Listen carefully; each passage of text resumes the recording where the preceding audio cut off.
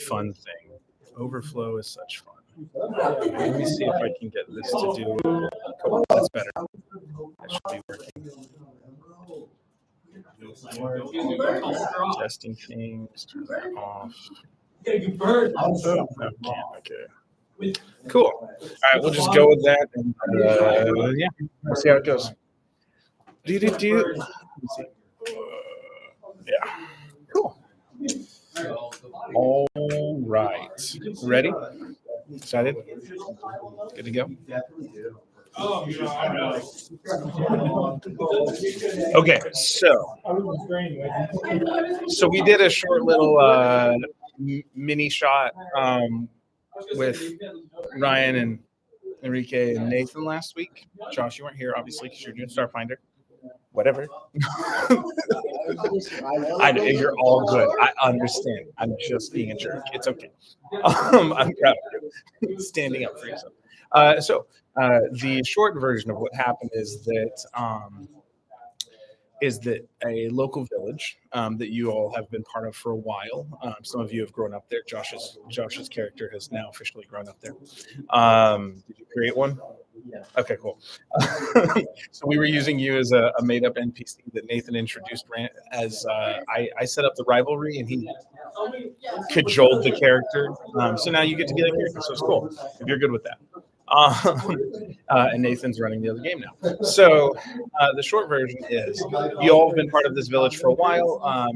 3 of the players were originally the only magic users in the region, and that was including Nathan's wild magic barbarian, who your dad, Josh, your character's dad, regularly praises to your face. And so there's a little bit of a rivalry there. And actually, Nathan's character, Oak, tried to kill you and go into a rage in the last mini thing, and he did not succeed. Instead, you backed away carefully and stumbled right through a tree portal. The short version, though, is big world. So, our big picture is that you all are part of a village called Najan Village, and the 4 of you had traveled through the woods looking to find the source of something weird that a hunting party had come back to share with the village. That the trees it seemed like the trees of the forest were trying to lead them into somewhere darker. One of them fought to tie all their ropes together, tie it to a tree, and so that they didn't lose their way. And they found that the forest was actually rotating them, trying to rotate and redirect them so that by the time they were out, their rope kind of looked like a pinwheel. But they did manage to escape. You all, in going through the forest, Enrique's character, what's your character's name again? Vikram. And then describe for those who don't know. Yeah. He's a simple guy. There's traveling clothes. The back of his pants. So his pants and his shirt are plain stained with grass because they out and look up at the stars. You said he's a druid circle of the stars. Okay. So Vikram, in trying to lead you all through the forest, used to speak with animals, to consult with some creatures, and met, I believe it was Becky, and what was the other one's name? Suffice to say, 2 squirrels. One of them took advantage of Emilio and stole his acorns, but they were able to point you to Emilio, who seemed to have some diseased acorns that he had gathered as well. Upon finding Emilio, another squirrel in the forest, he was able to lead you, the party, to a diseased part of the forest where orange and black veins were working their way up the trees. And as you all tried to attack or do damage to the bark, it released energy that caused some basically wild magic surges. So that was fun. Ultimately, after a series of moderate hijinks and things like that, you're welcome to jump in on that side, and there's food if you need it. So I'll just keep the range attacks over. Maybe I'm at here. Yeah, this here. Or actually, you want to go say hi? Can you see? Yeah. Sorry. I didn't communicate well. Sorry. It's been a long week.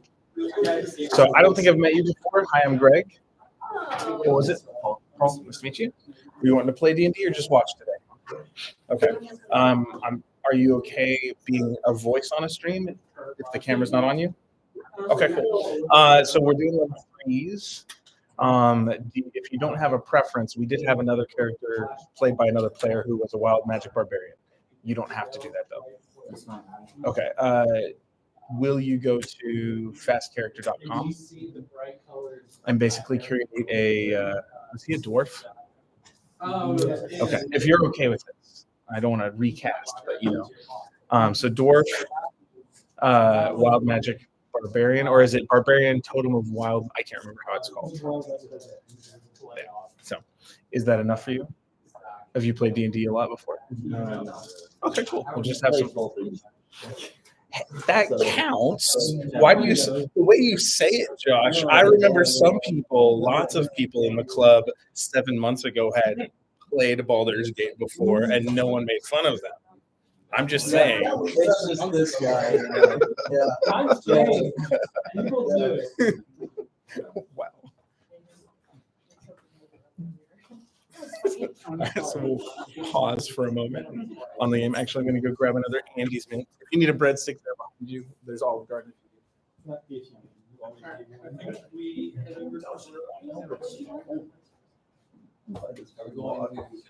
for where are you? I mean, Chris. We're off to Ravenloft. We're off to see the vampire lord of.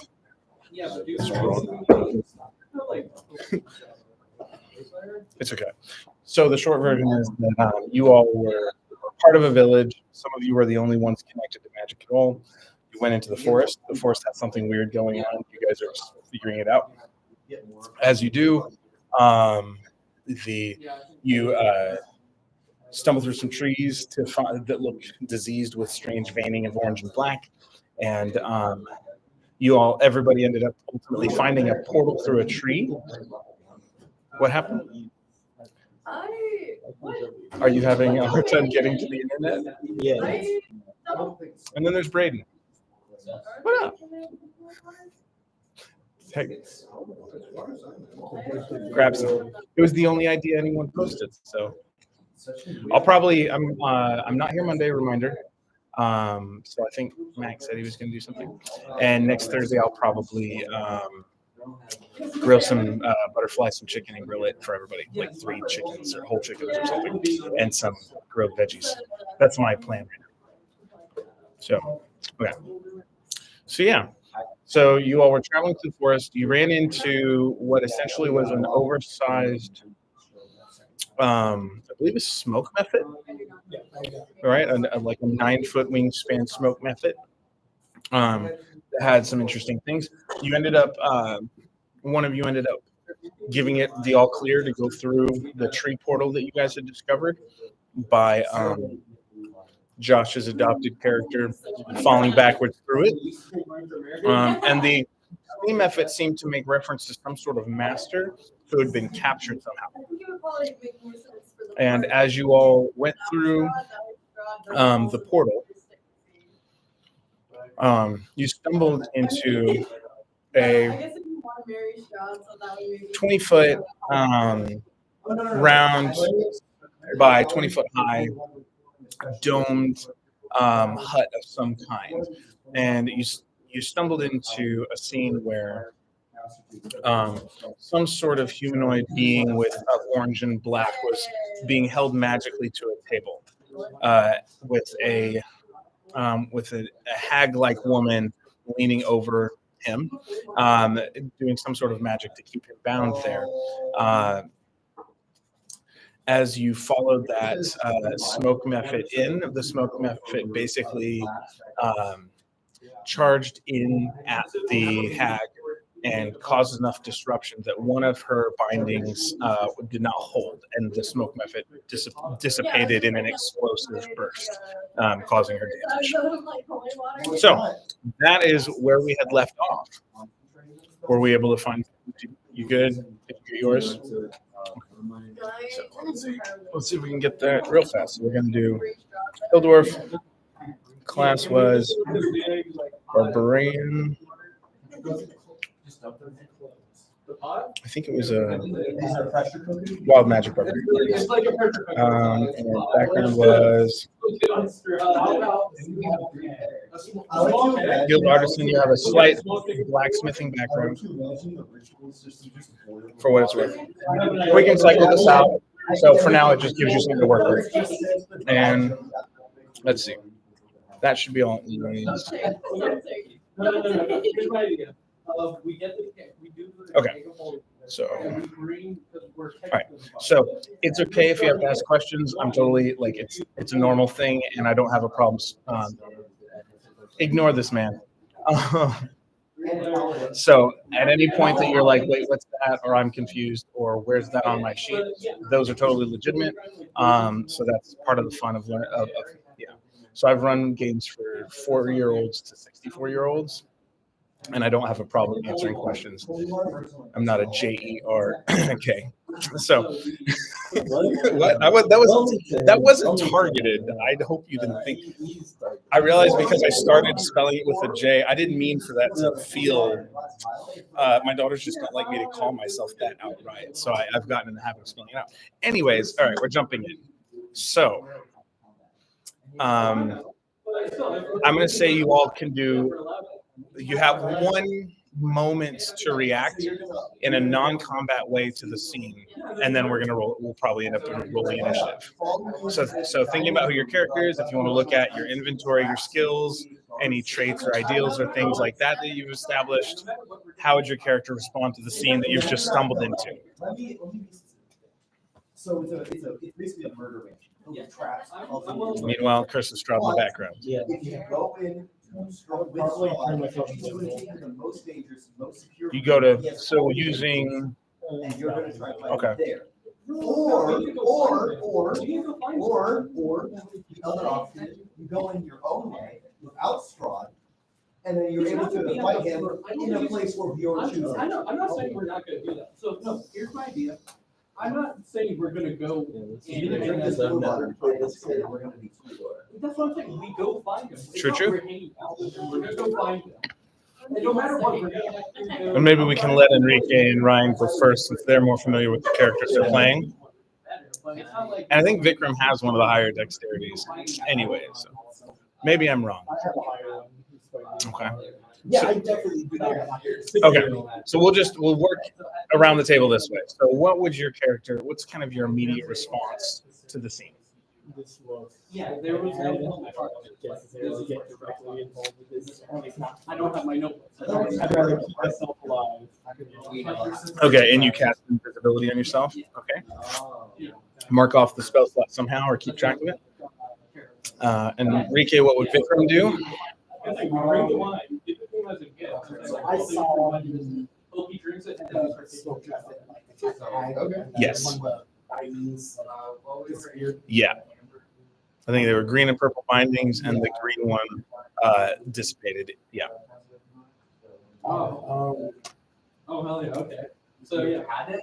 I think if I would have seen that, I would have. I was scared of it. Would maybe help with Cool. Where? Do we remember where Strahd? Okay. I think. I looked my notes at home and it was. Or did I meet Strahd? I think I would just leave him. Okay. Yeah, nice. And you're casting that on your force staff? Right. You, what does it look like when you cast Shillelagh? You didn't even meet.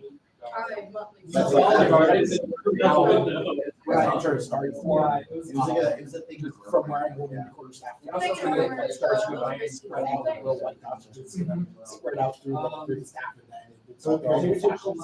That's awesome. Very cool. I like it.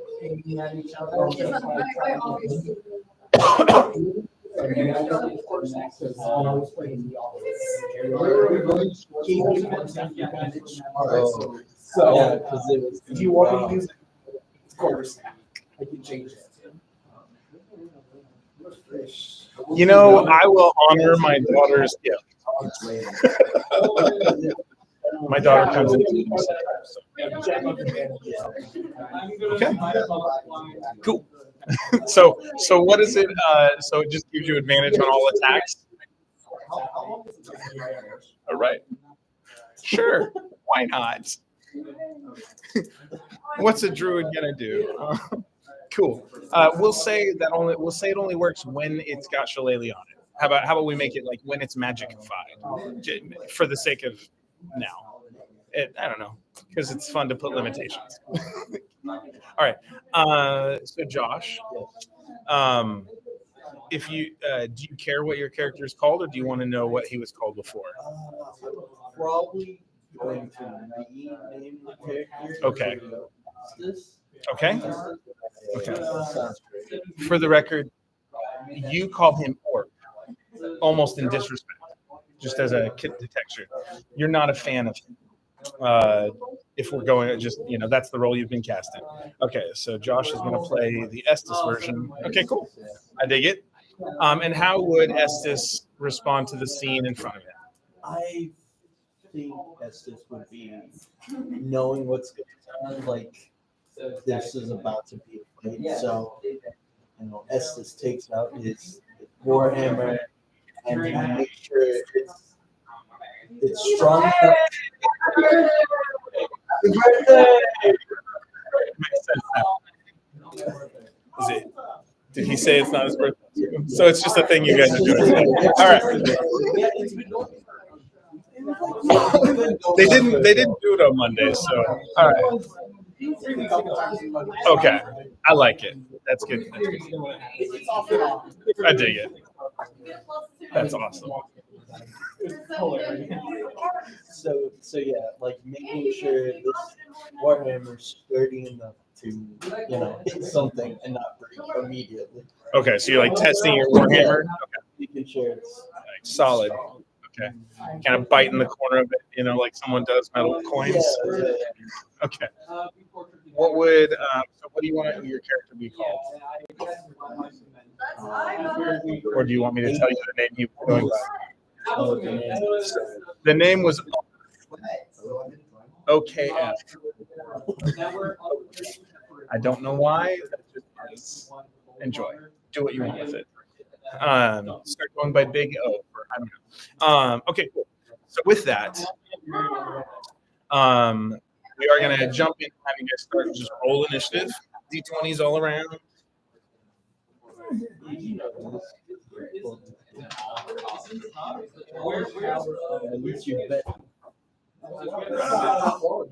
That's so great. I love it. I didn't actually. I was using this, and I didn't actually take the lid off like I meant to.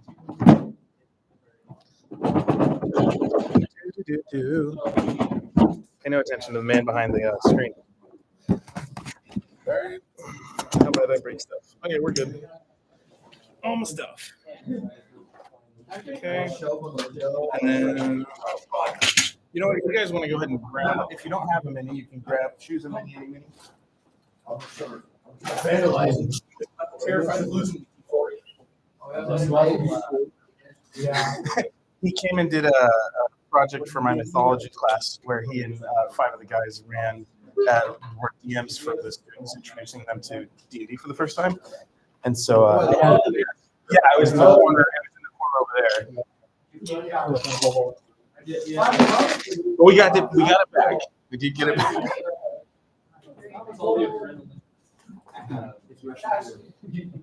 Okay. I needed the other. That was the other thing. You want to use? I'm just kidding. Come on, D4 die. Just like bathe in holy water and they're like, oh no, straw.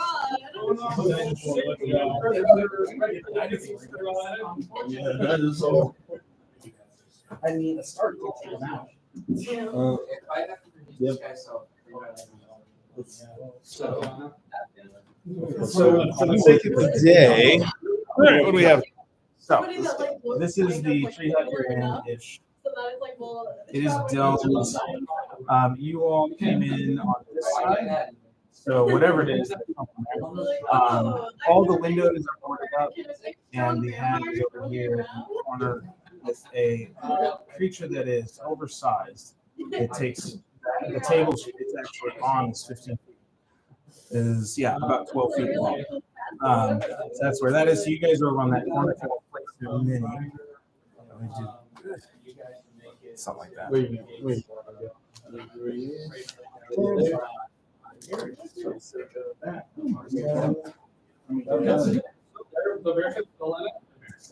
This is an example.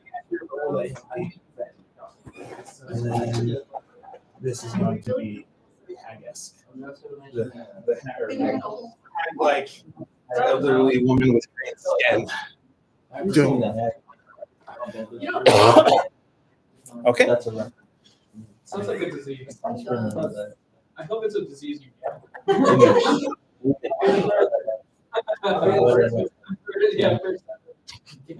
Okay. Yeah.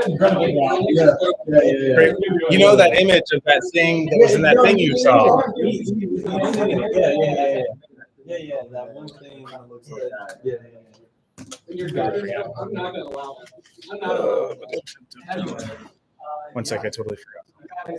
For somebody else.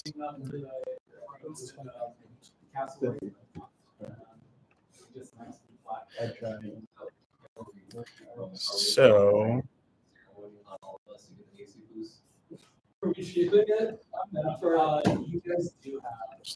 I'm sorry, just give me one more second to do something silly. You guys ready to get married? Is Mark. Lovely unspoken for like 3 days. Like, let's all get married. Yeah.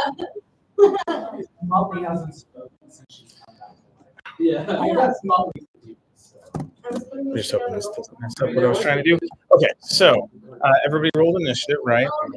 I gotta stay.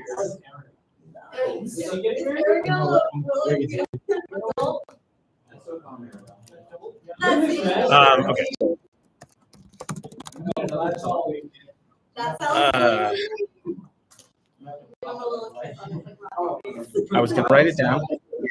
Okay, so with that, Vikram, what was your roll?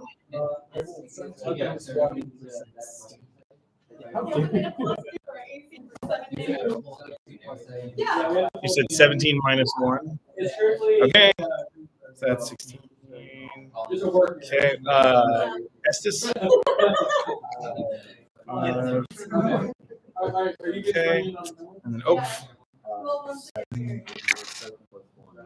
Yes. Cool. And then Sked. Nice. All right. And she got a nat 20. So that's cool. But that's still only a 21 for this lady. Okay. And I will give the other guy he got a nat 1. So that's cool.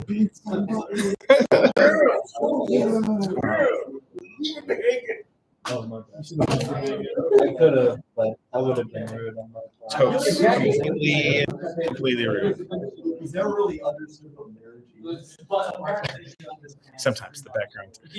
Okay, so with that, the hag is going to go first. And she's going to start by using some of her. So she's going to start with vicious mockery, and that's step 1. And she looks at, so she sees, you can hear her, she was already insulting the guy on the table. And you, when you all enter, she seems startled, not only because the smoke method has exploded in her face, but also because it hurt, and you guys are right behind it. So she will turn her attention to you all, and see, sorry, I'm trying to, my brain's she turns to you, the 4 of you, and says, and while this would usually target a single creature, she can actually target up to 4. So all of you are going to hear her voice splitting insults across the four of you. So, what would be the most? Well, first, let's see if you succeed on the wisdom saving throw. So, everybody, roll a d20 and make your wisdom saving throw.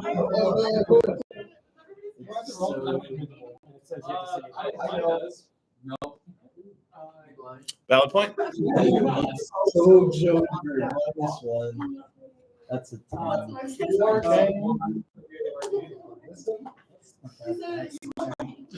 Yeah. The DC is 12. Ryan, so you do d20, d20, and then add your wisdom saving throw. I'm sorry, that was a check on save. This one? Yeah. Okay. Awesome. Well, good. Yeah, it's still not +1 for me. Okay. 11 + 1. Okay, so while the two of you here, what would be what's an insult that wouldn't land? Like, so if someone were looking at your character and thought this will be an easy insult, but then you kind of are able to shake it off, what would that be for Victor? Strahd.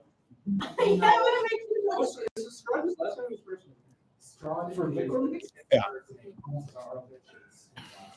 Is you have no. But I'm gonna say I'm gonna Aragel loves Okay, let's try this. All right. So you hear, oh, what a disgusting starry-eyed surprise, to quote the song. And it doesn't quite work. You pass the wisdom save. Josh, what would cut deep? Yeah, just basically being told that my craftsmanship is just so poor. Like, Okay. yeah. Oh, your father must be very proud of your terrible work. You hear.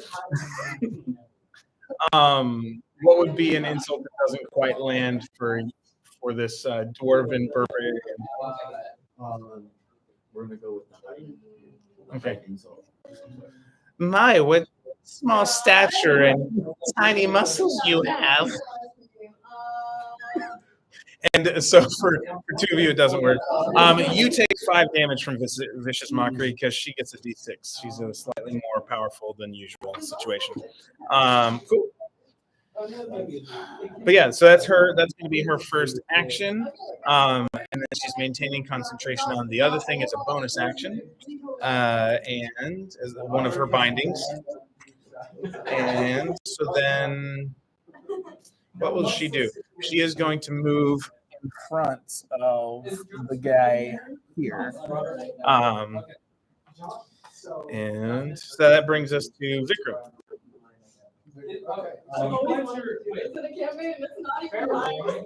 Is you blind or were you right now? I can never.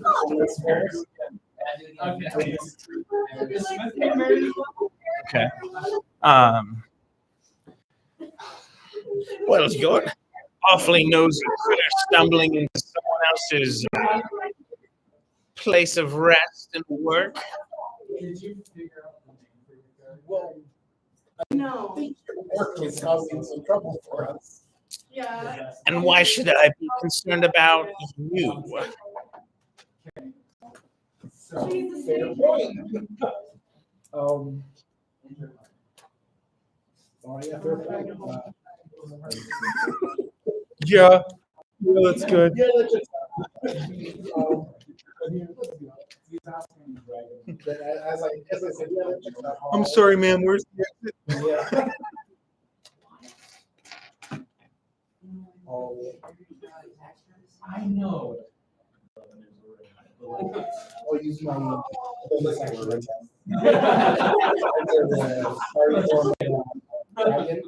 We need rings. Okay, you enter the starry form of the dragon. What's that describing? Or what's the language?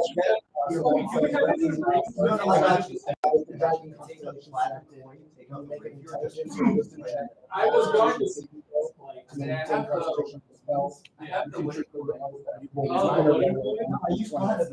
Okay, so that just kind of boosts you when you go to in case you get damaged. Okay, cool. And that's action or bonus action. Okay, what's your action? Shillelagh it up. Shillelagh it up. Okay. Go ahead and make your attack roll. And what are you? How are you attacking? You run up.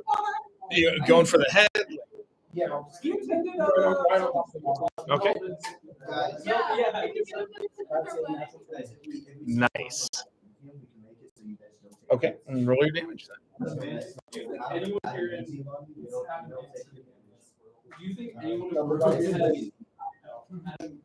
Say that again.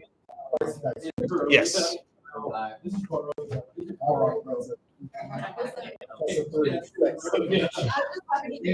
All right.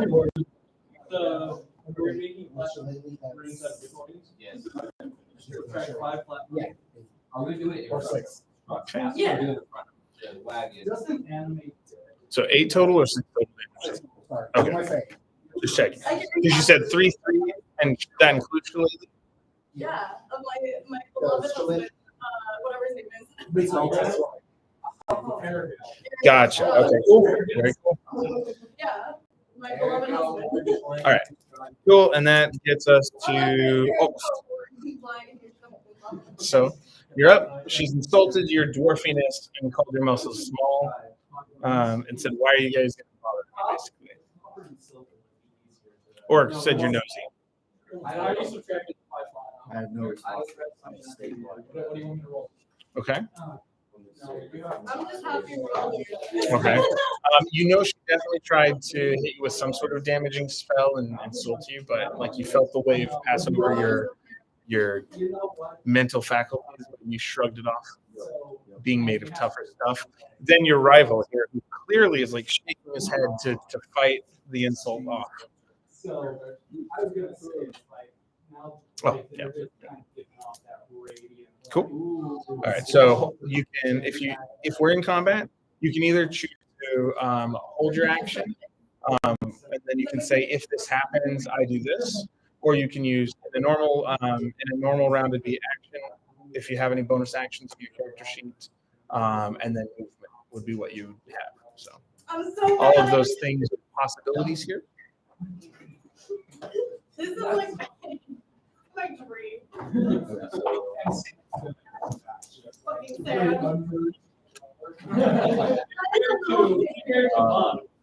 That is How are we so- looking?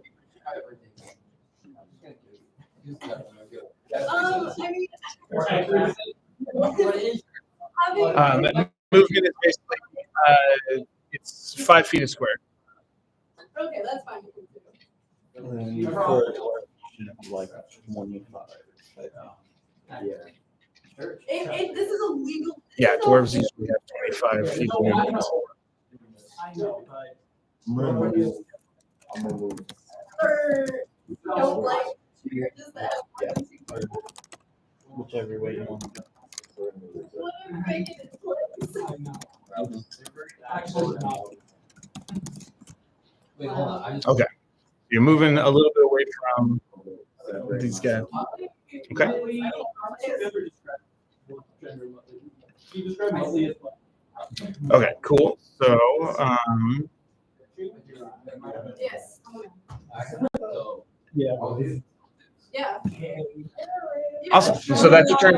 Would you hold an attack or anything?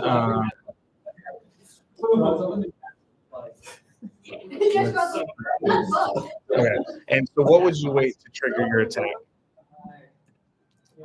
There's no way. Okay. So if he takes if he gets hit, then you'll. Okay. And are you going to attack him or her? Okay. Okay. So the next time he takes damage, and what kind of attack? So you're at a distance. So are you? What's the attack you would use? You know, do a throwing weapon of some kind. Yeah, I don't think that means you can't right?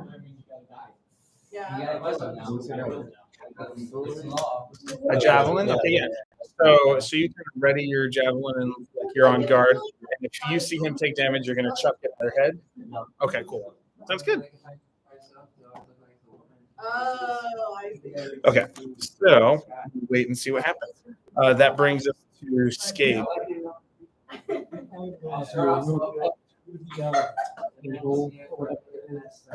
We'll get to the talking station.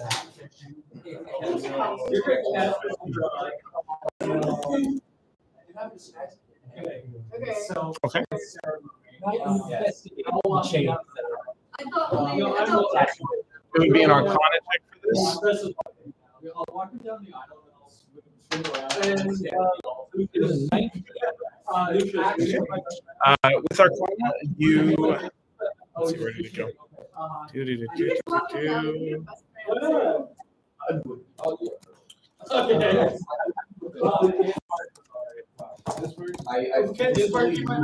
So,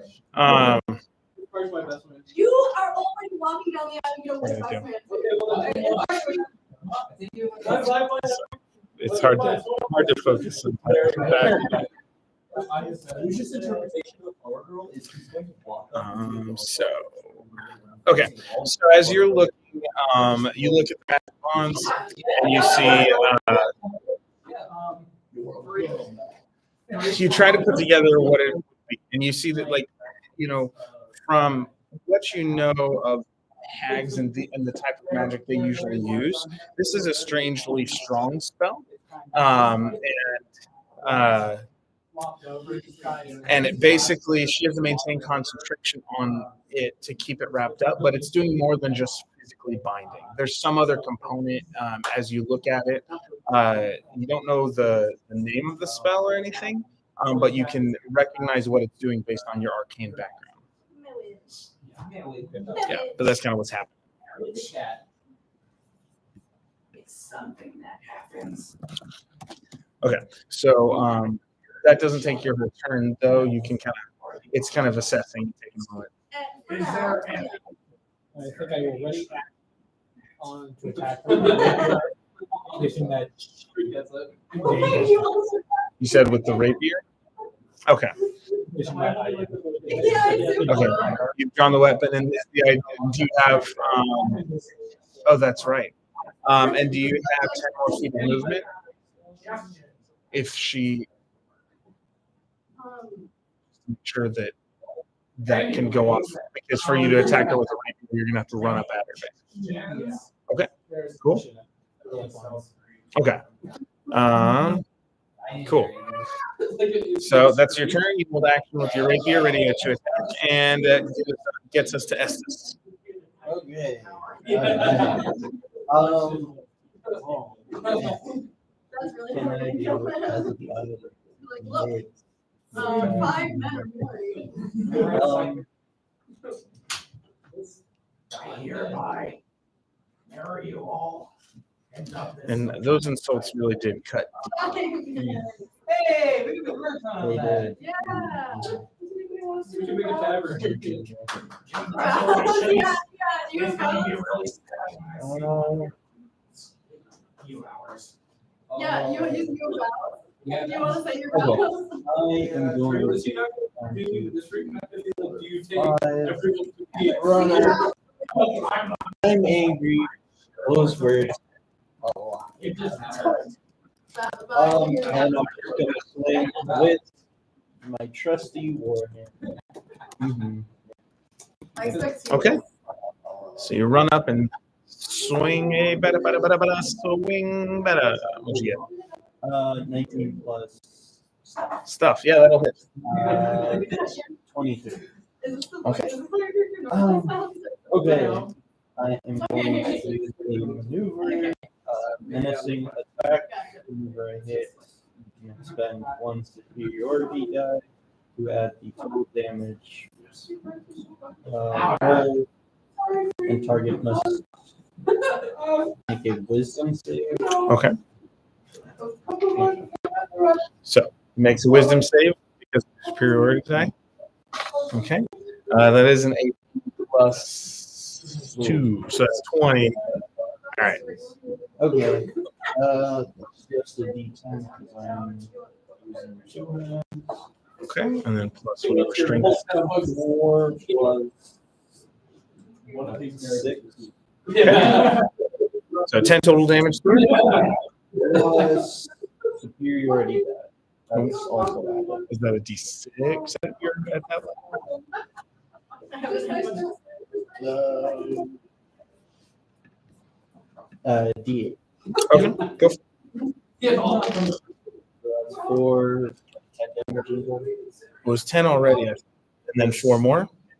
No, so it was 6 and then 4 more. Oh, okay. All right, cool. Awesome. All right, so yeah, she's yeah, you give her a good solid whacking with that warhammer. She reels back. You can see that where you struck her, that the blood that comes out there and starts seeping from the side of her head is a dark greenish color. Yeah. Our beloved. Kind of not a happy, like a yuck, blackish green. Yeah. Okay, cool. So that your turn. Any bonus action? Well, that was the spirit. That was my reaction. Or action, yeah. No, not my. Yeah. So yeah. Okay. So that brings us back to her, and she is going to cast. What's that spell called? I'm pretty sure it's mirror image. Let me just do. Yeah. So.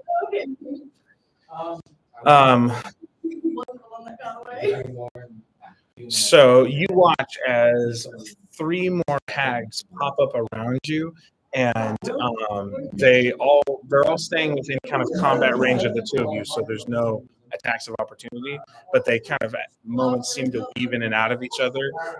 Actually, it's like if you've ever seen the circus performers that are like extra nimble, and it's like one of them will like hold out their hands like this, and then someone will jump through. It's like there's this moment where like suddenly there's 4 of her, and they're doing this like cut game through each other's arms, so you can't tell what the original one is, who the actual one is. So there's 3 duplicates, and that's going to give you guys disadvantage when you go to attack. Yeah, and we'll see how this goes. Cool. So she's going to do that as an action. She maintains concentration as a bonus action. Yeah. All right. Cool. So that's what she does as a starting point here. I'm still tearing up. And we're in the second round. Okay. And that brings us to Vikram again. Sorry for jumping you right into combat in a new game, but not a whole lot of lead in.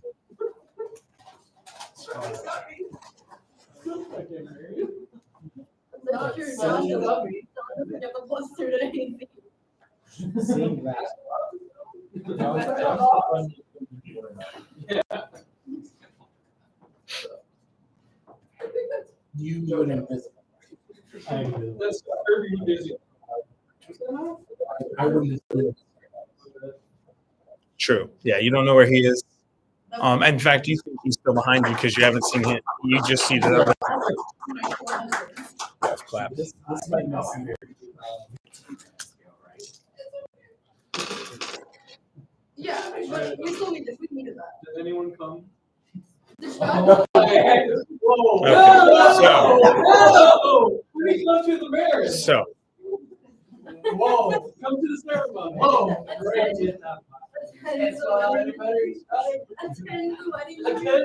That's the same thing. No. You just said anyone come. And so Do the Enrique's ceremony. thinking. He's thinking. I'm intentionally distracting. All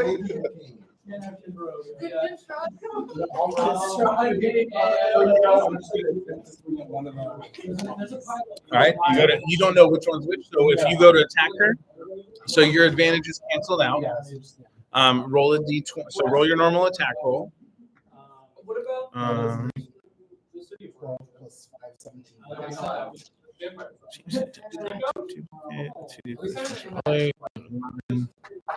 Okay. And that's not guy. That's not a d20. Okay. And you rolled a what on the attack roll?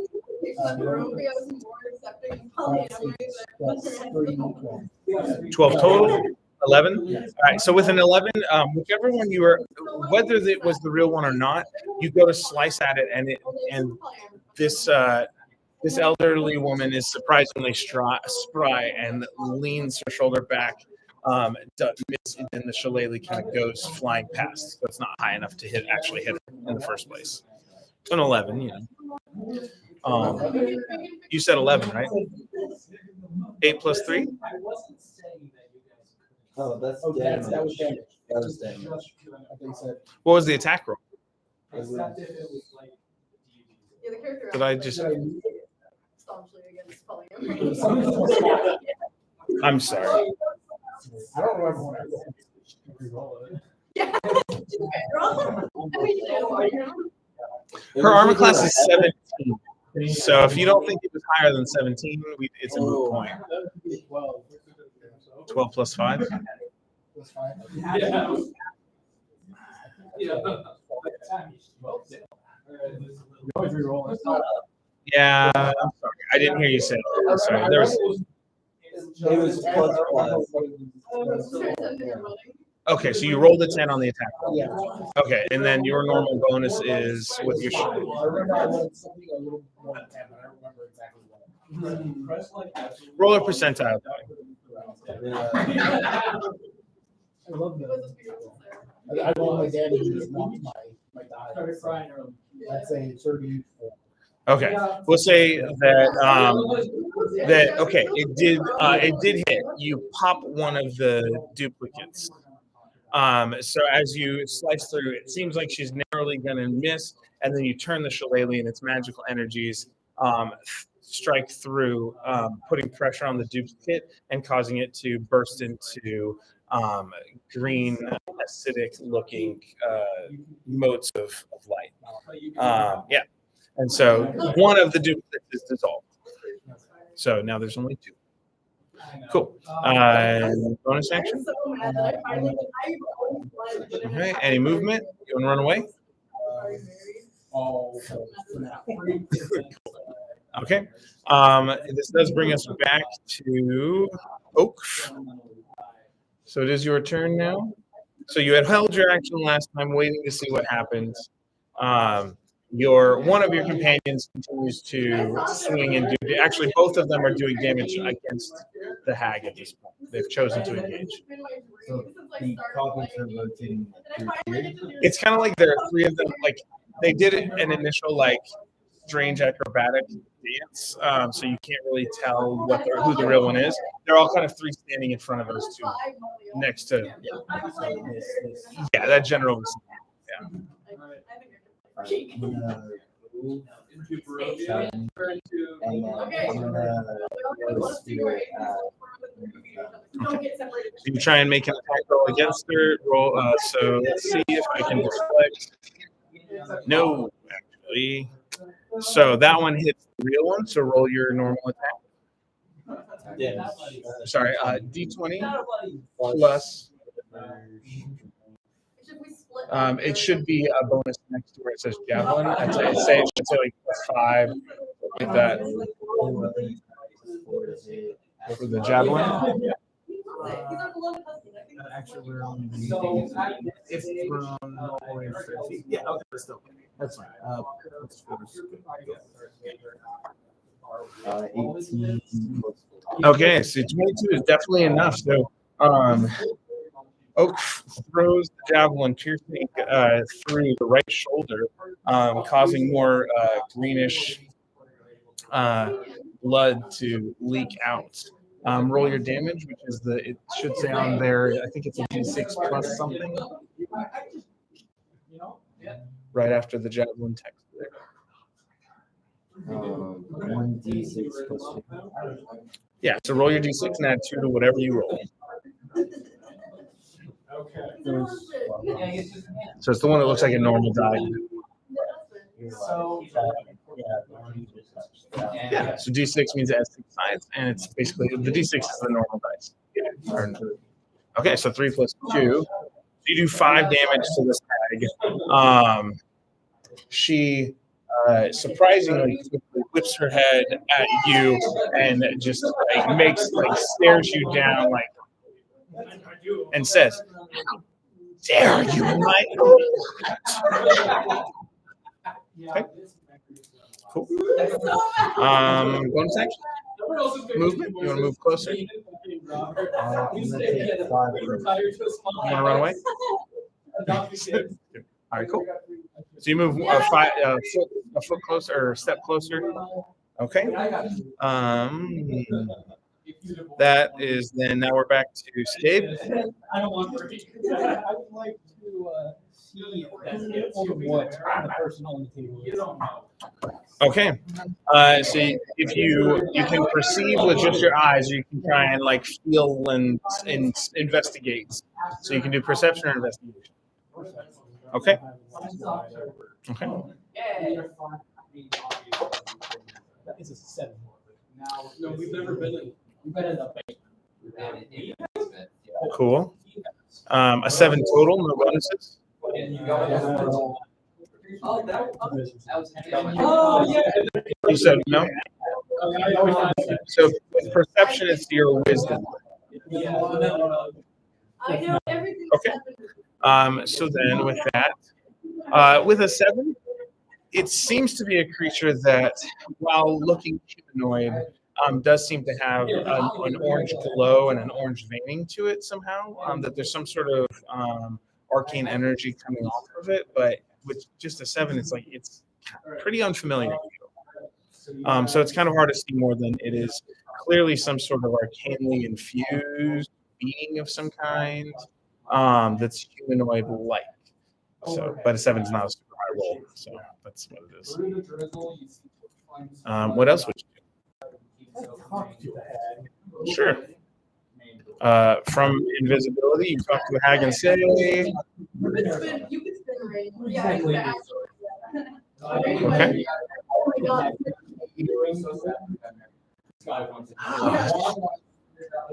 Interesting.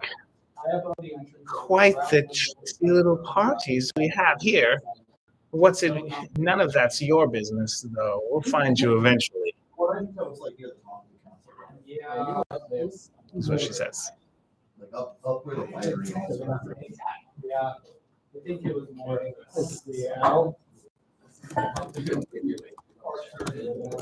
I know it was high up. Yeah, I'll move to the other side of the group. So, Okay.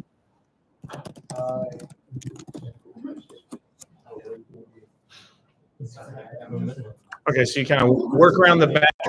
Make a dexterity saving throw to see if you trip over some stuff back there.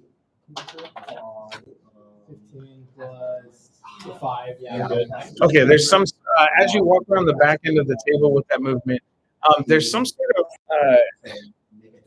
spout that seems to be draining something into a chamber pot of some kind. Some sort of orange glowy juice of some kind, which is all you get because your perception was a 7. But yeah, you managed to not trip on it. Good job. Cool. And that brings us to Estes. I think I'm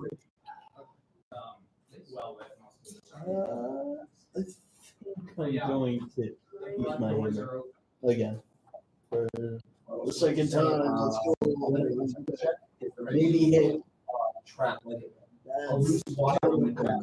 Or some sort of unevenness floorboard or something. That's a 7. You said a 17, Yeah. and that was your attack. Yes. Okay. Okay. Is it a question? Yes, his advantage was canceled. Yours is at disadvantage, which I don't think I incurred for his javelin, but that's fine. It's his first day here. What'd you get? 17 is the lowest. Okay. So 17 does hit, and Plus, 17 plus 4. So 20. And also I get awesome. So, and this which weapon? Your Warhammer. So there's a moment where as one of the creatures stares at or seems to be looking around for the disembodied voice of your companion, that another you go to smash your warhammer through the top of another one. You meet some resistance, but then it pops into motes of light again. So 2 duplicates down, only 1 left. Nice work. Now I'm going to action surge. That's what I can do. And I'm going to with the Warhammer.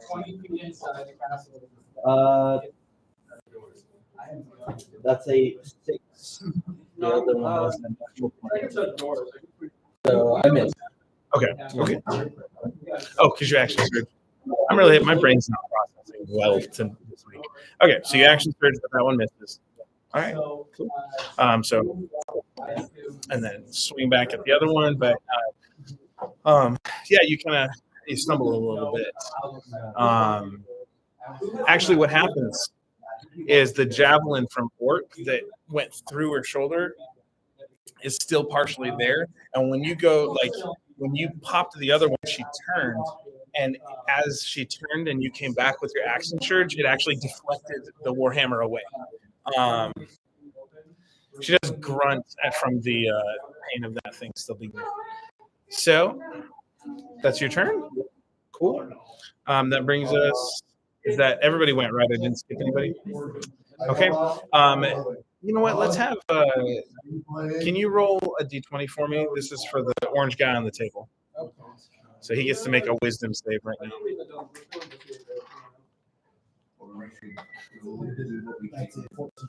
Okay. Plus is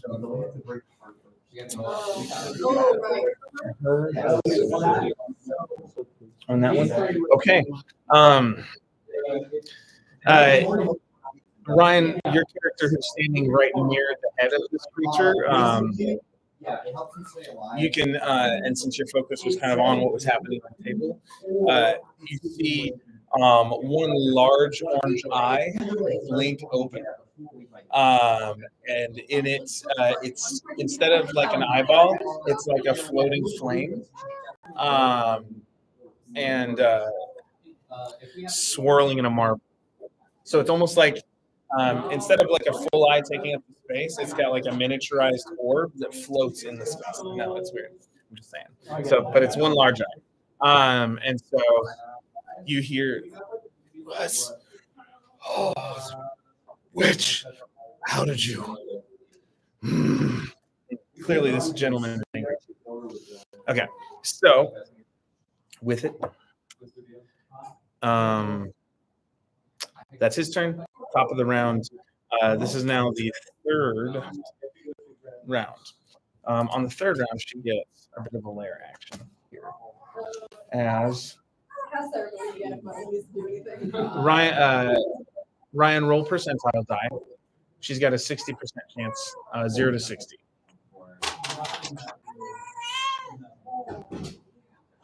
Wait for it. 95. Okay. Cool. So whatever it was, you all don't see. But you can tell that you can tell magical energies. She tries to like stomp, and you see magical energies kind of go through and ripple through the floorboards of this hut that she's created. But whatever it is, let's see what happened. Cool. And so that does bring it to her turn. Where did I put her stats? Okay. And so now she, seeing that 2 of her duplicates have popped, she is now going to actually attack with her claws, since you guys are getting all up in her grill. And she's going to do 2 attacks, one at the closest to her, and so that is that you two. It's Vikram and okay.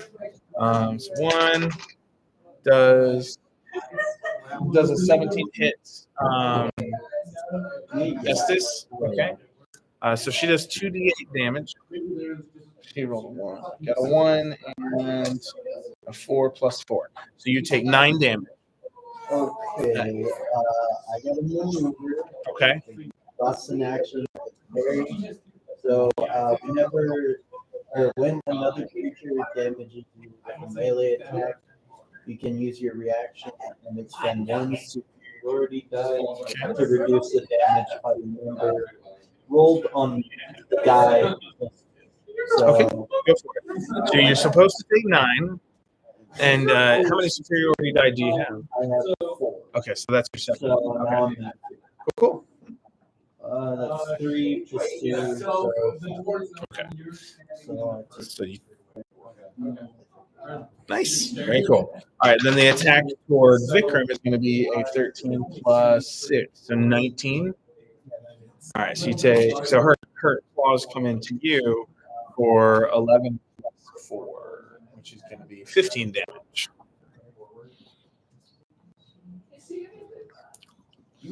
Okay. Yeah.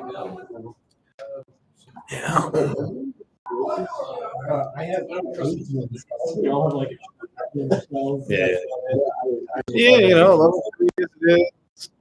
Things like that happen.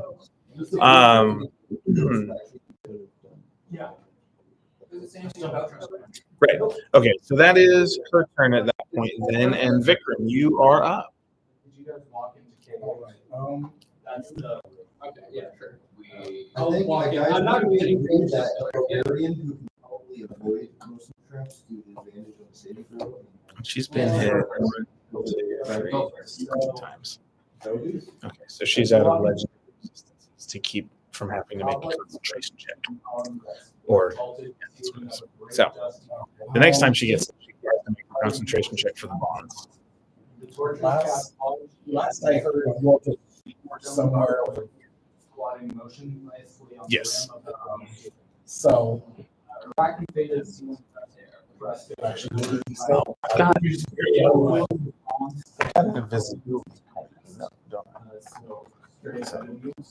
For fun. Might as well use them. Okay. So, last turret over down yonder by the feet. yeah. So knowing you're invisible, knowing you're down there, you say, I hope this doesn't. I'm gonna cast Fairy Fire. Okay. And it's a 20-foot cube. Okay. So I want just the hag to be in the corner of the house. Okay. So it'll get the hag and the guy on the table. Yeah, that's fine. We'll make it so that the invisibility doesn't. Actually, 15% chance that you don't really know. So the rolled percentile die. There's a 15% chance that he becomes illuminated, even invisible. So 0 to 15. 35. All right, so no. You managed to position it where Scade does not get in it.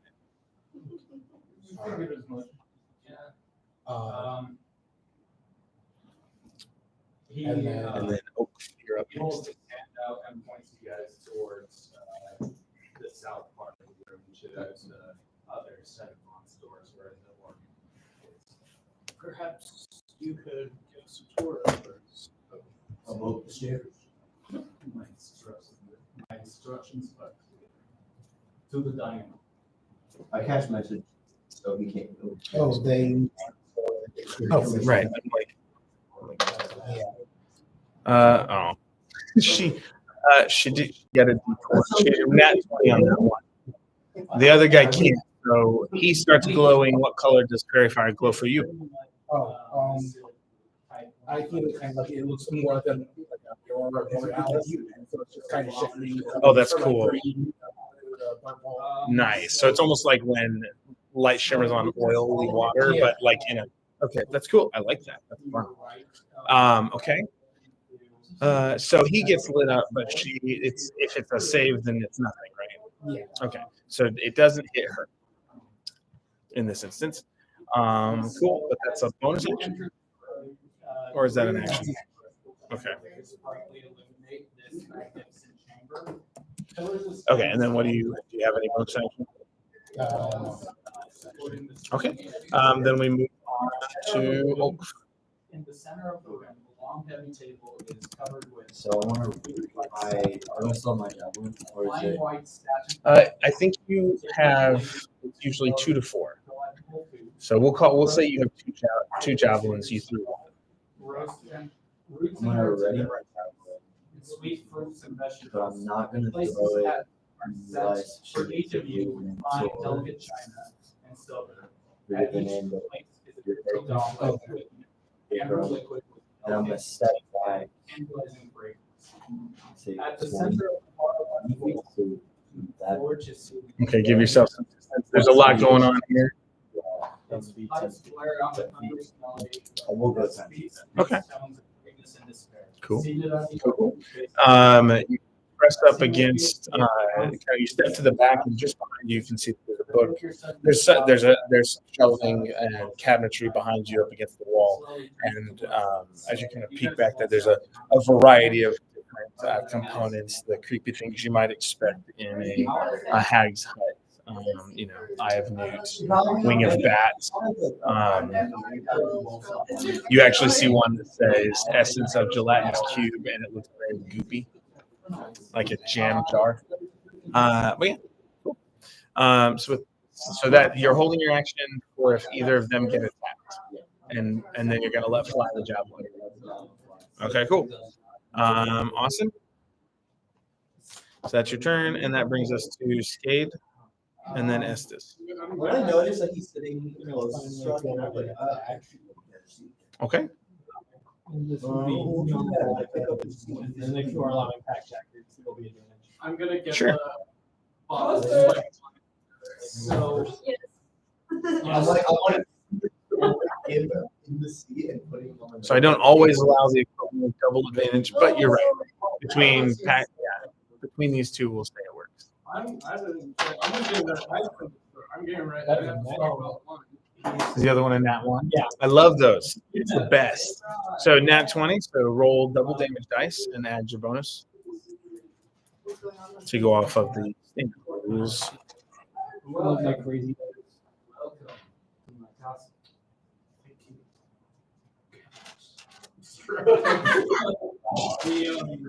That is a 10 plus 10 plus 3.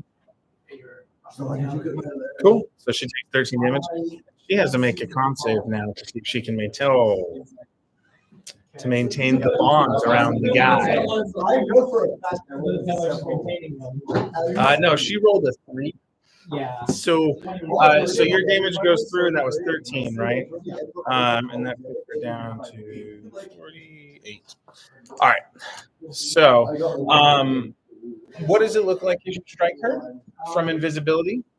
I think it's jumping off the table. Okay. So you kind of hop off the table and go flying at her. Stabby, stabby. Okay. And as you make that action, when the blade hits her, your invisibility dissipates, right? And you suddenly become very visible. And so describe what you look like again. Small little wizard. You're a kobold, right? Okay. What kind of clothing? What's your fashion statement here? that poor glass of it. and it's wine. Almost suspicious. Okay.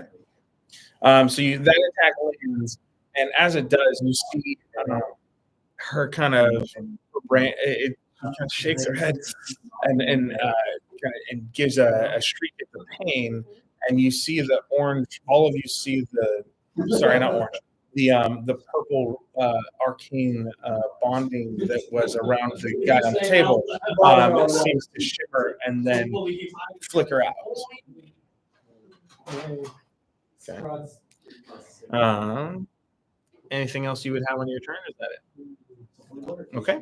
That brings us to Estes. Okay. Fourth time. Hammer go swing. Let's see what happens.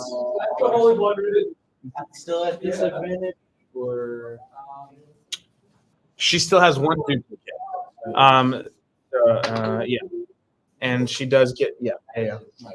And you said when she gets attacked by him or when she gets attacked? that's when she attacks. Oh, okay. Gotcha. Okay. Yeah. I think that's a miss. It's 15. It is a miss. So you go to swing at her. What does it look like as you miss? What an unfortunate break. I feel like Estes is like getting ready to swing, like one of those baseball kids who swing too hard and just the bat takes them and they like spin for a good bit. Yeah. Gotcha. I like it. Very cool. Very Charlie Brown-esque. Okay. Nice. Cool.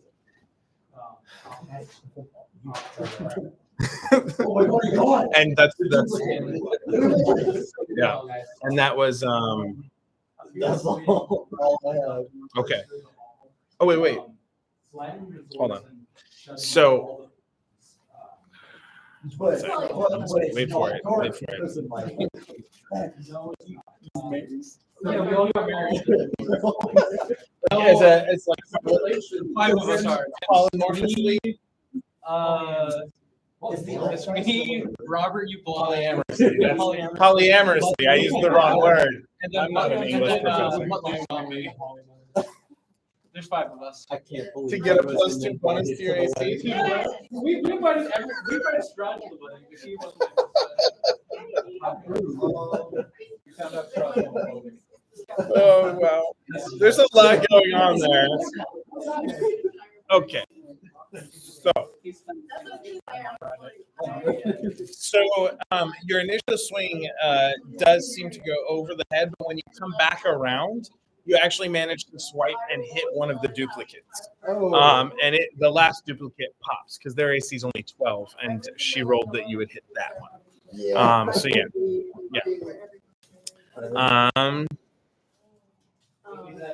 yeah, that's all the effects. Cool. And so all 3 duplicates are now destroyed. Awesome sauce. And then that was your action. Anything else you're gonna do? Nothing I can do. Okay. Cool. That brings us to that's the end of the round. Actually, no, it brings us to Orange Guy on the table, who's now no longer bound. Okay. Fool of a creature. I can't believe I let myself be deceived by you. And he will. How does this look for him?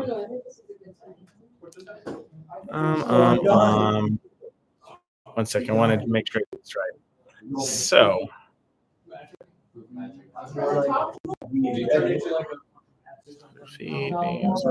Okay. First,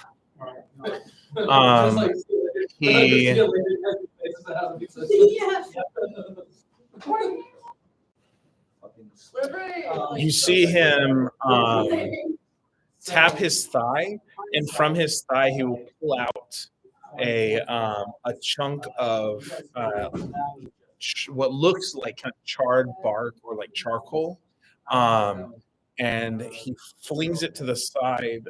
Actually, no. Yeah, so he flings it to the side to reveal a what's called a cinder blade, and it extends out and kind of crystallizes into this black smooth blade, and and then so as he rolls himself up off the table, he does this spin like Doctor Strange does when he in Multiverse of Madness kind of throws the cloak around him and jumps off the building. If you know that scene, because what this guy does, he takes that blade, he swings around himself, and an ashen cloud of smoke, a smoke cloak, comes up around him. So he summons his blade and his cloak, and he brings the cinder blade into her back. So why don't you roll his attack for me? See how well he hits the hag. So a nat 20 is a critical hit, and his damage is a D8 of slashing plus 2d6 of fire damage. So could I have? So we're going to double those. So let's have Enrique. Can you roll 2d6? Will you roll 2d6? And will you roll a d8 and a d8?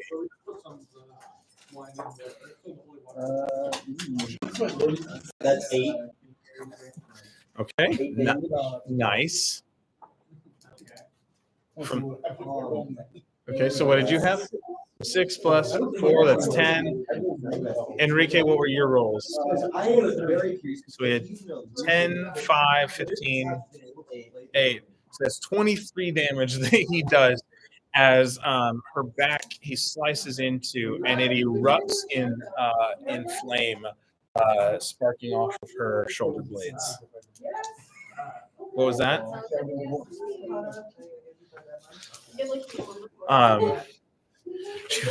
She screams out, "It was only a small borrowing of your strength." But that's his turn. As he kind of leans in face to face with her, she takes the disengage action, and you will see her.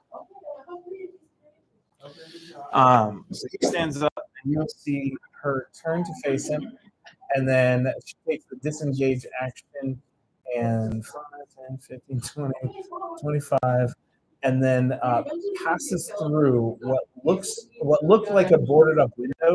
She basically leaps out of, and it shimmers through behind her, and just goes out of sight as far as you all know. And so that was, where'd my marker go? So apparently there's some sort of shimmery thing there that looks like a boarded up window, but is not actually boarded up.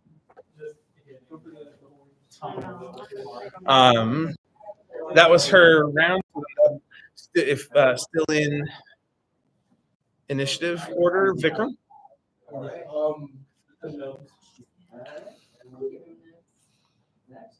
I'm going to turn to this person and attack Yeah, I want to do that. I'll ask them You do that. are of the beast and you beat it and you're fine. I'm the Sovereign of Smoldering Mists. Yeah, let's roll investigation. Who are you?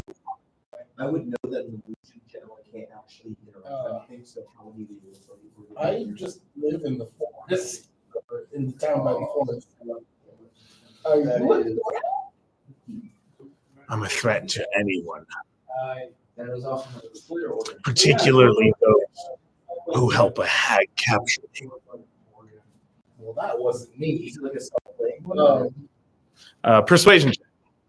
What? He doesn't know. He doesn't know. He doesn't know you from. He doesn't know you from Mordenkainen. I mean, Persuasion check. Question: is it a painting? I'm asking. That's a 16. okay. Yeah. Okay. Cool. He doesn't have. He has an above average insight here, and he seems to hesitate for a moment. He turns the orb floats in his head toward the window and seems to be less focused on you. Okay. But it's still your turn. That was talking as a free action. Wow. You know, No. you guys are just. I'll just take the dodge action, I guess. Okay. I'll take the dodge.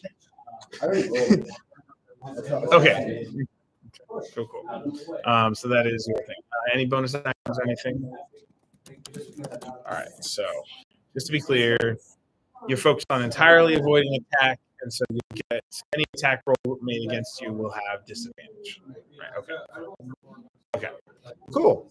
Sounds good. And that brings us to Oak. Yeah, I played the Davy Jones for. So this spirit through this board up window. I don't really know who he is. As you guys are playing, I'm gonna reapproach the group.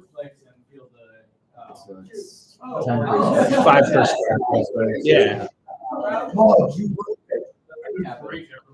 Okay. And do you say anything to the group or to the guy who's? You're a dwarf. He's about 12 feet tall. I'm gonna ask him how he is.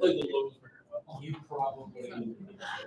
It's an embarrassing tale, and I'd rather focus on capturing the one who captured me, so that I can take her back and have her feel the flames of my I stepped lava. into the new area. Yeah, fell flat on that one. of my flames of. However I'm going to say it, it's not going to sound right. We're just going to move on. He doesn't have to be articulate, even if it's my fault. So, So I think it's, but if you're not working with her, you can help me capture her. She is a denizen of all that is evil. right in the middle. I mean, you put struck And while I may look intimidating or vicious, or even evil to some, she truly is. The castle courtyard is visible through arrow slits in the north and west wall. So talking is a free action, Okay. so but you can do other things too. So you moved. Would you like to attack it? Let's see it up there.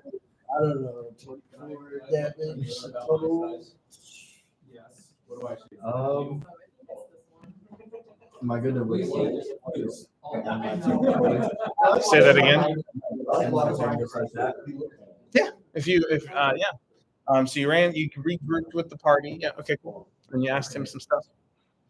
All right. That brings us to Skade.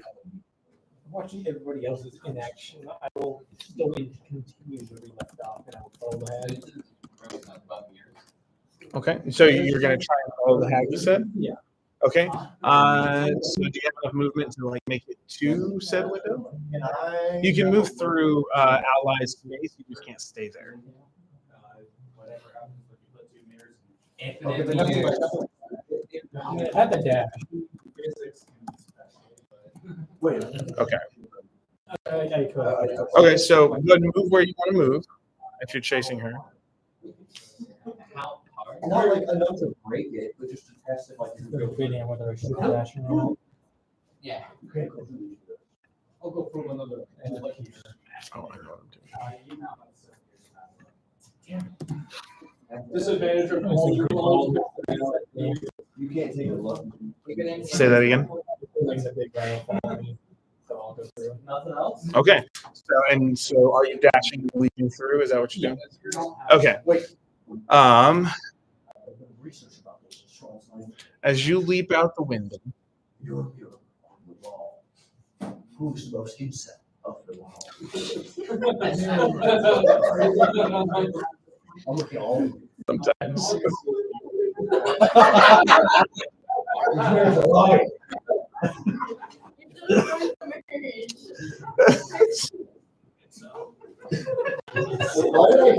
Oh man. Okay. That's the fairy tale I wanted to see. Exactly. That's what I'm saying. Okay. Okay. So you leapt out the window, right? Yeah. Okay. What is it? Maybe.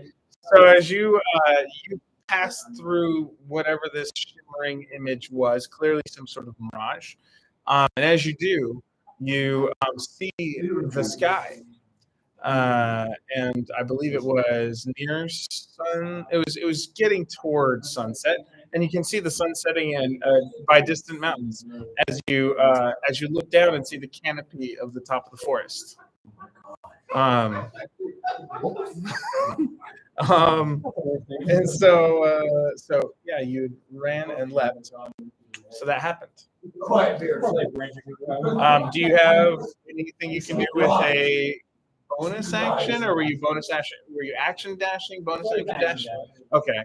So do you have a bonus action you can use as you begin to travel quickly toward the earth?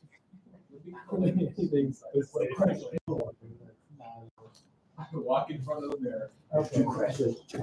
No object.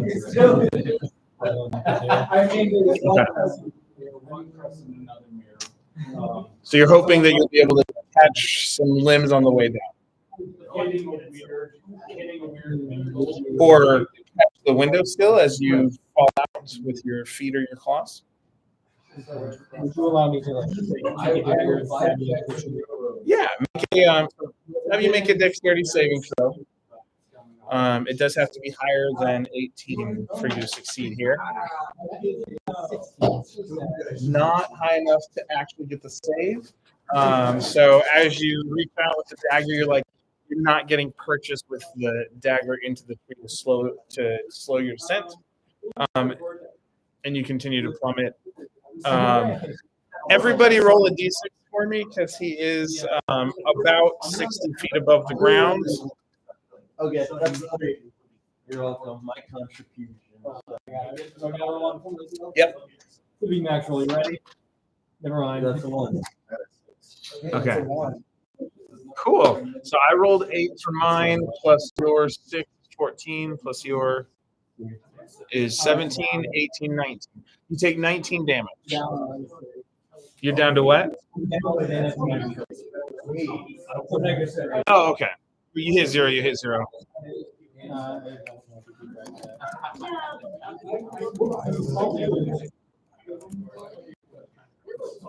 Okay.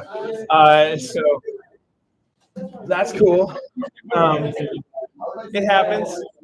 Make a perception check as you fell.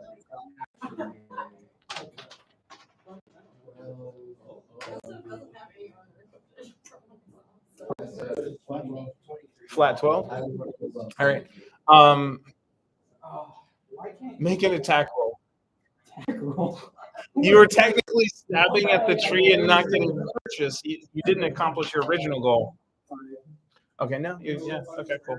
Figured I'd check to see if you accidentally possibly hit something on the way down that would have taken damage. You know, small bird, hag, who knows?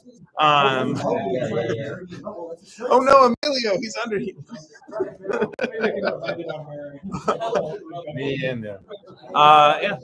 So there's that. You guys don't know that happened. Would you have said or done, like, would you have made noise on the way down? Probably just be a profanity, very calming. So you hear his voice travel fast and furious away from you with a series of expletives and curses. And then a strange thud. Oh, feeble body. That brings us to Estes' turn. All right, maybe. Okay. 1, 2, 3, 4, 5, 6. Yeah, I'm going to totally dash, and I'm going out the window. I don't know that happened. I have no idea. But the hag just insulted me about my workmanship. So, yeah, I'm like, yeah, you get back here. And yeah, follow. Just follow. How do you follow? I just run straight. Like, yeah, this makes sense. Yeah, Both of them did it. Yeah, I just saw 2 people Run and jump through a window. Yeah, and then I'm just gonna follow. As you I was right there. Yeah. Okay, so you don't have to dash. So you have 30 feet to get to the window. So as you get out the window, you still have your action and bonus action as you're leaping. Okay. Can I make an insight check to see, do I know what falling sounds like from? Sure. Because if I do recognize the sound of someone falling, I'm probably gonna opportunity attack you, grapple you. That's a 3. Yeah. I don't think I know what the sound of falling sounds like. All right. So no, you're like this. Okay. So you're still trying to figure out how the shimmering wall works. So yeah. Just an old man with my hammer. Get back here. And you leap. And so as you pass through her illusory window, and you see the sky and the setting sun and the canopy of trees below you, the top of it, what would you try and do with your action and bonus action? Movement depleted as it is. That's a good question. So can I see like any possible water below? Like I'm hoping. Make a perception check. I'm just hoping a puddle, maybe. The adrenaline is making time feel so slow. What'd you get? You said a puddle? A puddle? Oh, yeah.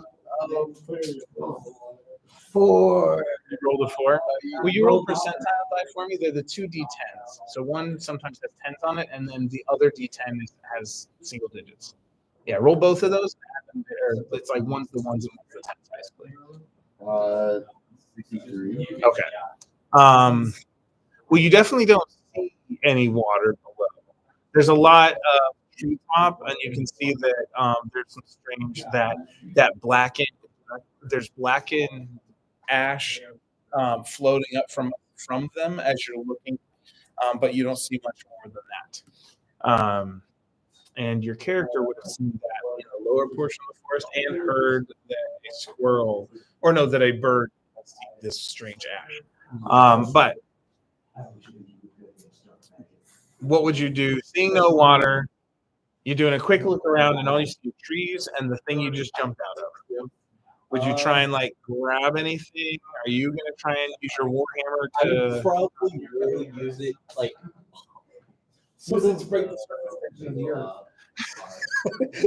Or throw it below you to see if it'll. No. Yeah. No. Do you, I'm probably gonna hold it like an umbrella. Oh, no. Wait. Yonder. I actually am going to take out my war pick instead and try to hook. Quickly. Yeah. It's like you sheath the warhammer and draw the war pick. And what are you gonna try and do?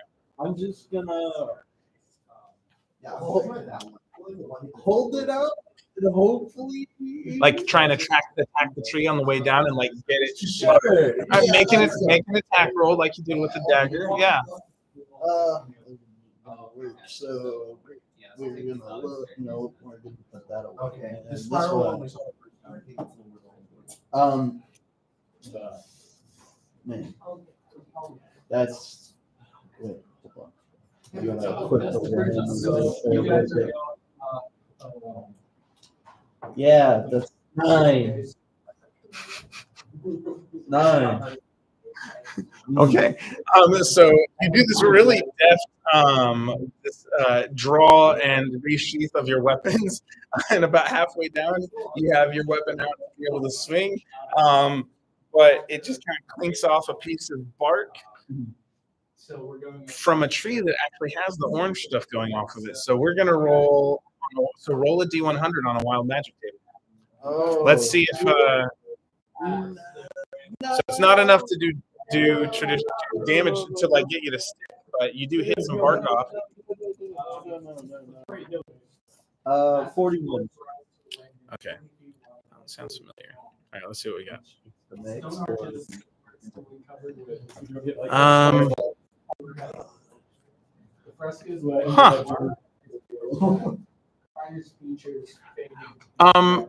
Switch positions with a creature of your choice within 60 feet in a puff of smoke. Great. What's in 60 feet of me? I mean, so it doesn't say you have to see them. No. It just says it's your choice and it's a creature. So you knew there was a hag out here somewhere. You knew that your buddy flew out here somewhere, and your perception didn't yield any results as far as seeing other creatures like chirping birds or anything. So in your mind, who would you be first to think of as swapping places with? How far was this drop off? It's a 60-foot drop. Okay. We're just letting some things happen. But it hasn't hit the ground yet. Exactly. It hasn't hit the ground yet. Yeah. So all of you are. Maybe the hag is, if he would think of her first. Maybe his buddy is. It depends on who he thinks his character would. I think I would choose the hag. Okay. I think in my mind, Estes is thinking of Your sole goal right now is get the hag. get the Yeah, hag. okay. So the hag is just It's like that's on my like mind. maybe she's here somewhere. Okay. Yeah. So here's what happens. Okay, so just to recap this, you jumped out the window. You did the weapony swap thing. You tried to hit the bark. You tried to drag into the tree. It didn't do anything, but it knocked some bark off, which triggered some wild magic because of the nature of the forest right now, which some of you had last time, but you two didn't. As that happens, you're falling and trying to get your pick in. And all this is happening very fast. And these orange globules kind of spurt out of this tree, wrap around you, and in a puff of wild magic smoke, you disappear, and you find yourself death gripping the bottom of a rafter. Will you roll another percentile? Actually, roll a d20 for me. I don't want to roll this one for the hag. She gets a dexterity saving throw. That's probably not enough. Yeah, so that would be a 12 for her as she suddenly changes position and begins falling, and she's like trying to get any sort of grab to the tree. She does not. So, no. Changes position, not momentum. They just, because it's just a swap. You change position. And so you were already falling, but now you're death gripping. So your gravity got kind of negated. He falls from 30 feet. So let's have the three of you roll d6s to see how much damage she takes. Come on. I'll do it again. Come on. No, 2, 5. That's a 3. All right, so she takes 10 damage, fall damage. You hear beneath you kind of sounds of breaking branches and another, and you can feel the tree kind of shake a little bit as something impacted. You know what? Ryan, roll a d10. If it's lower than 5, if it's 5 or lower, she lands on your character's body. That's just rude. That's like, you end up like rigor mortis behind. Okay. No, she lands next to your character's body in a heap of mess. Not that your character would know. All right. So with that was Estes' turn. I like my husband. Okay. So that was Estes' turn. Cool. Awesome. Good stuff. And now we're at the top of the round, which conveniently enough. Actually, no. Orange guy gets to go next. So, Hag hits the ground. Let me pull up his stats again and see if he has anything. So he will.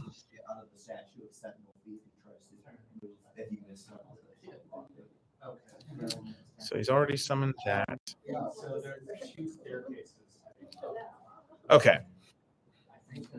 He is also going to run toward the window with his movement.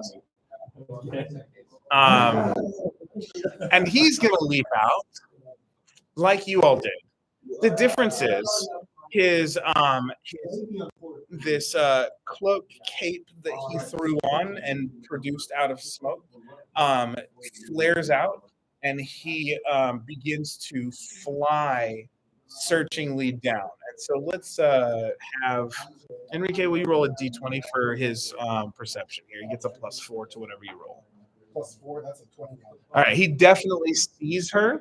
He has a fly speed of 50 feet, so he dashes, and he makes it through the canopy and is floating just above her head, kind of sword raised. But that is his turn. So he did 30 feet running to the window, and then 50-foot fly dashing because of his smoke cloak. All right. But then now it's the hag's turn. Dim light from the corridor falls into this gray hall through the broken glass. She is going to A large window. use her special ability to of invisible passage. The hag magically turns invisible until she attacks or casts a spell or until her concentration ends. While invisible, she leaves no physical evidence of her passage, so she can be tracked only by magic. Any equipment she wears or carries is invisible with her. So that's the rules as written, actually. So that's not even a fancy thing. So she disappears and also can't be tracked without magical means.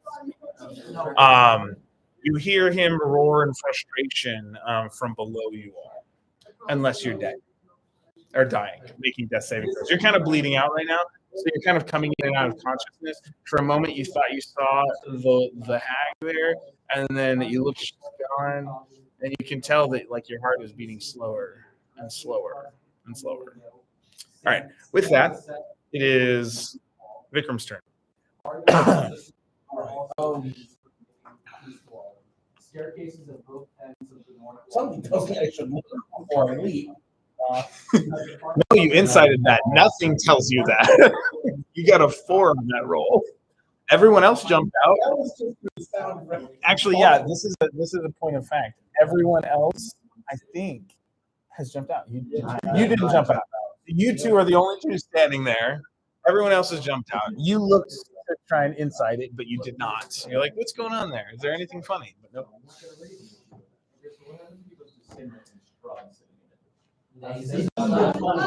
Even funny. You did call him daddy earlier. So It's hard. It's hard to overhear. What was that? So Yeah. Whatever you've seen 4 people jump through what appeared to be a boarded up window. if your friends jump off the cliff, would You don't know it's a cliff. That's the thing. You just saw them all leap out. You may have heard some indistinct noises afterwards. Actually, point of question. Is you're hanging under there talking to free action? Would you be saying anything? You're like in the rafters under under the floorboards, basically, is where she basically leaped out and kind of flung herself up underneath. Oh, all right.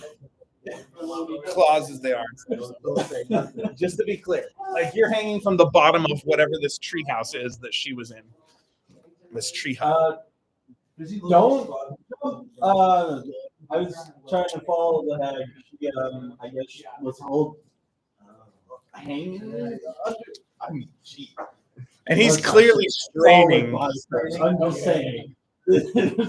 He's like in one of those like Spider-Man situations, you know, between all right. Well, hearing like that, ninja pose. Hearing that, I suppose I will stick my head out to see what's going on. So, what exactly do I see? When I stick my head and you're just. So I feel like it would be like I guess there's no coordination in my body. I'm just holding on for very like I assumed the hag was like legs out and then arms out, like legs out and then even distance, like scarring. And I'm just like, okay, right hand over here, left hand over here. Playing Twister upside down? Yeah. Like, I was surprised to be here and now. So, I see like under. It's just like under the building. I would hear, but I wouldn't see it. You wouldn't see him. You can make a perception check on your since it's your turn.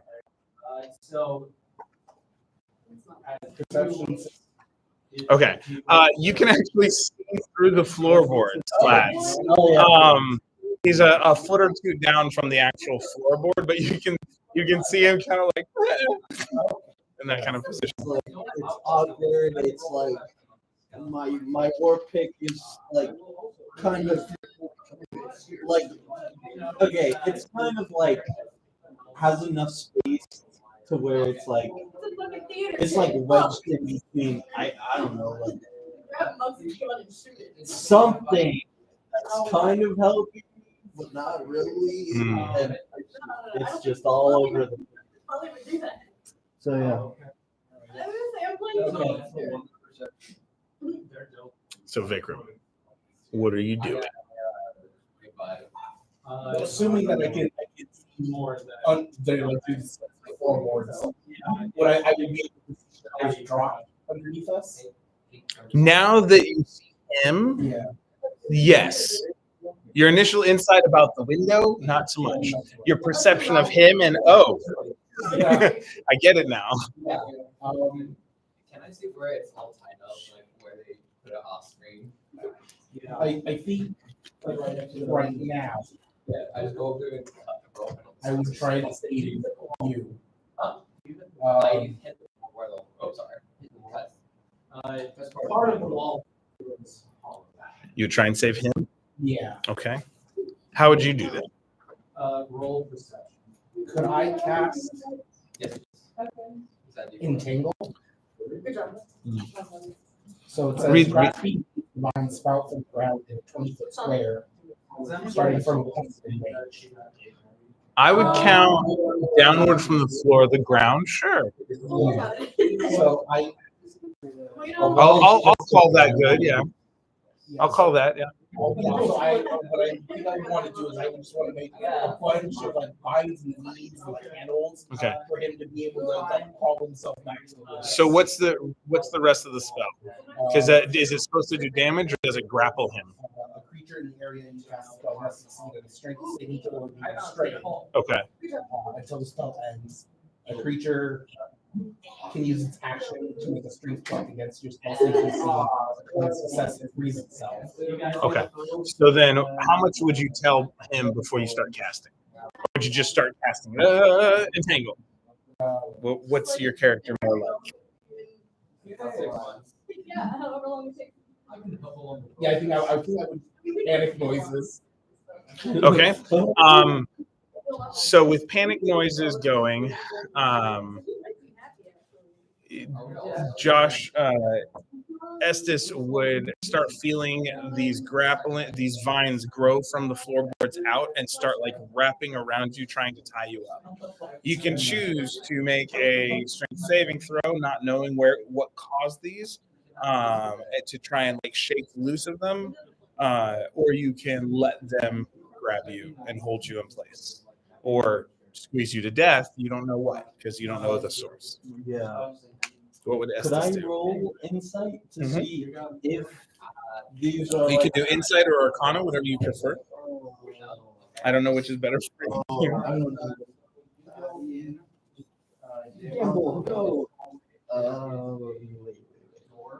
Insight's a +1, but I have You hanging in there with all this? Not too bad. tactical assessment. When you make an intelligence, investigation, history, or insight check, spend a. Oh. Happy birthday. Yeah, no, I'll just give insight. Yes, I have maneuver. So that's where I'm going to need this. So superiority, and I get to add 8 to that. So I think actually. that's good. Yeah, 10. I think it's like. Okay, so you did 10 on your insight. Is that what it was? So yeah, so it's 3 plus 6 plus 1. Okay, cool. Yeah. So yeah, you're 10 on your insight. Average, you like. This could help me as much as it hurts me, so it might be worth letting it help me. Okay. Yeah, I'm not say it. I choose to fail. Yeah. Fail. I'm just now reading stuff where like your streets, which means your street is zero. Yeah, But that's fine. he's doing all probably. For right now. Here, hold on one sec. Wow. Hey, Autumn, my computer is muted, so I can't hear you because I'm trying to stream. So if you want to type in the chat, I can respond to you real quick. Yeah, sorry. Okay. All right. So you let it. I'm sorry. I fail. I choose to fail. Boom. Okay. Yeah. Cool. Choose to fail. These vines start coming out of the floorboard, wrapping around your arms and legs. And usually this would be a very uncomfortable thing, but since you are already kind of in this like awkward, like holding yourself position, it's like suddenly now you're like being snuggled in a hammock for Kylie, what's the name of those things that like are like the wraps for babies? It's like being swaddled by these brambles or these things. I feel like there's another one like that. It's not like it's like the baby backpack style. Yeah, I don't know the name. Okay, cool. Yeah, whatever that thing is. But yeah, so you get now you're like there's a moment of relief. Now, what's the duration on that spell? Okay, so for now you're like this stuff's holding me. Oh, and also the fairy fire on that thing. Would dissipate because concentration shifts. Okay, cool. Awesome. Okay, so sorry for belaboring those points, but that was fun. That was Vikram's turn. Yeah, that was. Yeah. All right, so that brings us to Oath. Okay. So I know absolutely nothing except for right now 4 people have popped through this supposed blood red window. So as you You've peeked through, for all that I know, you've looked through. Okay. So I don't know. Can I get background on what this character is like? My character. A little bit of bravado, and because they're a barbarian, the rage is probably a little hot-tempered. Didn't like Really didn't like. him. Like was gonna be like trying to take his. I think the premise was kind of become the favorite child in someone else's family, and then take the role of the actual child. Was kind of what Nathan had set up as the premise. Okay. So, yeah. Yeah, is it like really finely detailed, like? I'm trying to decide. I think I'm gonna run to the window, and since I don't know anything Okay. So there is a moment where, like, you would see him run up. Yeah. Go. Oh, whatever. That wasn't right. Yeah. So what would you? So actually, I don't want to speak for you. Yeah. So you ran up. You looked through the floorboards. Yeah. What were the sounds or words that you made while doing this? And he's like looking down at the floorboard, making some sort of like gesticulation with his arms. Okay. So you do have that as a clue if you want it to be. So instinctively, I'm gonna start my run, but hearing those noises, hearing that, I'm gonna kind of slow before I get to the window, and kind of. That's probably normal. I want to say slow, but I want to slow before I get to the window. I'm gonna ask him like, why is he yelling? Okay. You're about to run to the window. You kind of start to put your hand through, and then he's making noises. You're like, "What's up?" Don't you? Is it comedy that everyone? I guess what was reason?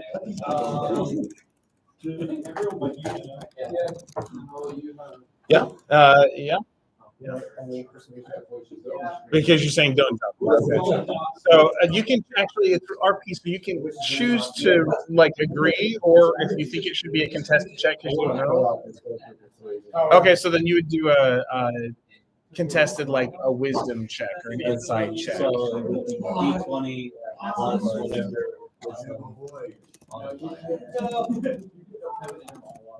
Is that what saving throws? It doesn't have to be a saving throw. It would be the one. It would be your raw score, or it'd be insight down here. Yeah, I remember one of the. That's Okay, so it really is kind of up to you. He's not particularly compelling, but you don't think he's trying to like do anything deceitful either. So you can decide how your character responds. So with my hesitation, You don't see that guy over there? I'm gonna be holding on to this window, but Yeah. staying within the So. Okay, On the other side of. so you're staying in the hut. So you were, but you're gonna look out the window. Yeah, I'm going to the window. And Okay. I'm gonna look out the window and see what's going on. All right, when you peek your head out, the first one to do that, by the way. last but not least. So you peek out and you see the sunset in the distance as it begins from distant mountains, and you look down and you see the forest canopy. And originally, you had been kind of backed into a tree that you had this like almost like a bank teller vacuum, and then suddenly you were in this room. So as you were backing away from his character, now you look out and you're 60 feet above the ground, like 30, 40 feet above the normal tree canopy, and looking out the window of some strange tree hut. Am I able to see through the tree canopy? Ooh, perception check. You didn't like his dead body? His dying body? Yes, I know. I'm not trying to belabor these rounds of combat, but I think we're just narrating. It's becoming RP more than combat. So yeah, so we're good. We're good. So perception is a D20 plus perception, which is it's alphabetical order, so closer to the bottom. Perception plus 1. Nat 1. So you look down and it's like there's almost like actually with a nat 1, we're gonna say looking down like you're a dwarf being up this high in a tree. This is not cool. You have a moment of vertigo, so roll a Constitution saving throw. So D20 plus con save, and if it's 12 or lower, so we're aiming for 13 or higher to succeed. Oh, that was fun. That was an impressive roll. Did you guys see? He rolled it; it bounced up onto the other dice. That was fun. So with an 8 plus your con save, you said? 7 plus there, right? Oh, so close. So that makes it. Wait. 8 plus 5 is 13. All right, so that's just enough. You have this moment where it's like you like lean into the window and you kind of have to like lean against the framing for a moment to like breathe and like refocus, but you can't see anything beyond it because it's just like you felt a breeze and it felt like the whole house was sort of shaking and swaying and you were gonna die. So you had a visceral. That's not the right word. You had a strong. Yeah, but it was. Yeah, sort of. It's not the one I want though. It's a thing. We had a physiological response to. You mean vertigo? He got vertigo. I was trying to give an alternate way of saying that and have a physiological response. Vertigo? No, that's different. It's not a green disease. Where's the salsa? We're gonna stop. Where's the salsa vertigo, people? Moving on. I'm taking orders for Rice Krispie treats. Actually, hit me. That was solid, straight to the chest. Could have been a quarterback. Should have gone for the head. Sorry, I'm exhausting all of your measures. It's okay. That's why I got more. I went to Costco Monday or whatever it was. So 1, 2, 3, 4. Oh. Okay, ready? Be careful of my daughter. I'm gonna wait till he's done. I'll walk on the other side of the Yeah. If you hit the baby with a Rice Krispie treat, you're in trouble. Make sure you roll damage low. I would be very upset too. You get. I think Mama Bear would explode. All right, moving on. What happened? Yeah, nobody else did. Okay, you tried. You tried to belong, Enrique, and you do. It's okay. They were distracted by Rice Krispie treats. It's not your fault. Yeah. Okay. Okay. Back. Coming back.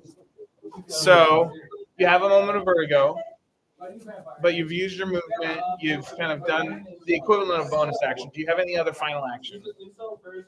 Okay. Okay. So that's you just kind of use your turn doing that. These guys. Okay. All right, and moving on to Scade. It is your turn. Death saving throw. Right, it's gonna be so low. Very not trying to feel it. Never mind. Hey, that's a win. 19. So, narrate for us this moment in the death process for you. Oh. You're definitely kind of face sideways on the ground.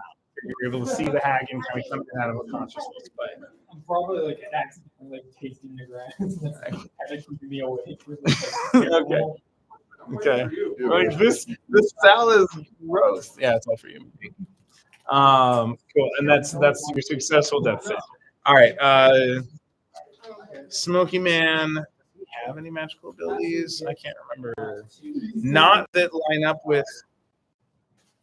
You look up. He can make a wisdom perception check, but that's not. He's got like a special detect legendary action, but it's not for magical detection. So she's no physical evidence. She can be tracked only by magic. Okay. So what is he gonna do?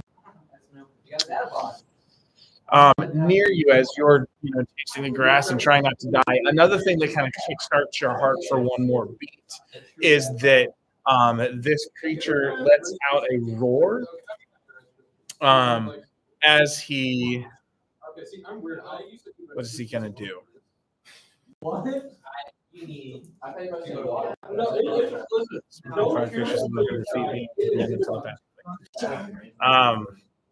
is going to just basically shoot a firebolt at 12 o'clock, straight forward. That's his. And it goes 120 feet. Let's see if so. Roll a d12. He's aiming at 12 o'clock. So Enrique, let's have you roll a d12 to see if he got the right direction. Basically, he's picking at random. Okay, so no. Cool. Awesome. Cool. So she wasn't that way, and he roars again. He does have multi-attack. What's he going to do there? So then he is going to try. He's going to try and dash to 9 o'clock. So we're going to say she went 4 o'clock, just at least from his positioning. He's going to dash 9 o'clock. He's trying to systematically find this guy. Okay, so he dashes 30 feet and comes back. Runs 30 feet, dashes back. Doesn't find her. All right, that being said, then it is the hag's turn. She gets a chance to go somewhere, maybe, or do something. And then we get back to Vikram.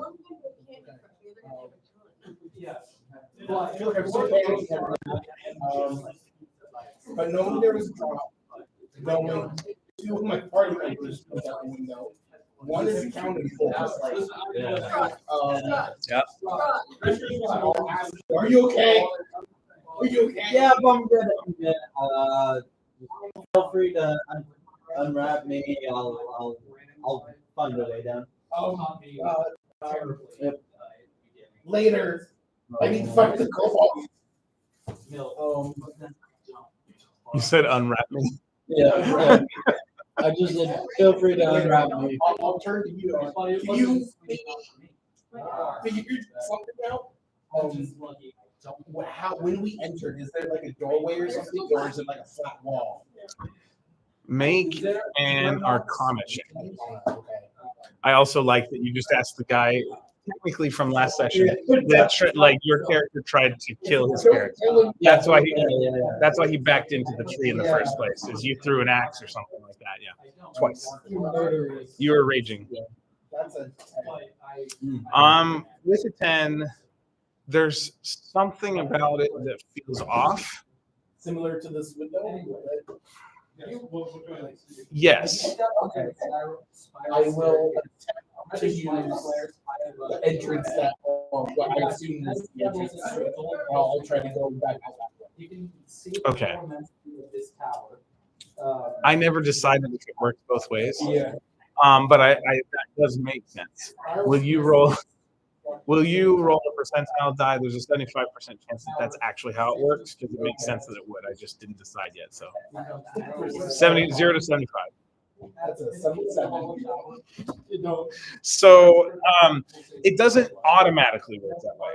So you go and you're like, what's weird is like you're going and you're like trying to lean into it. You can feel like there's something, but like every time you lean into it, it feels like you get pushed back. No. Oh no.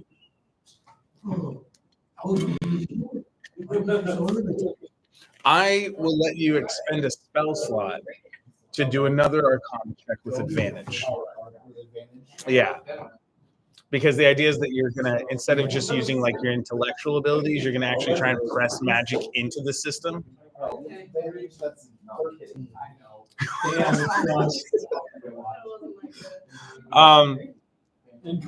So something happens. So you can tell that something happens, and you can, and actually what happens is even with a 13, your magical energies get pulled to the side of this,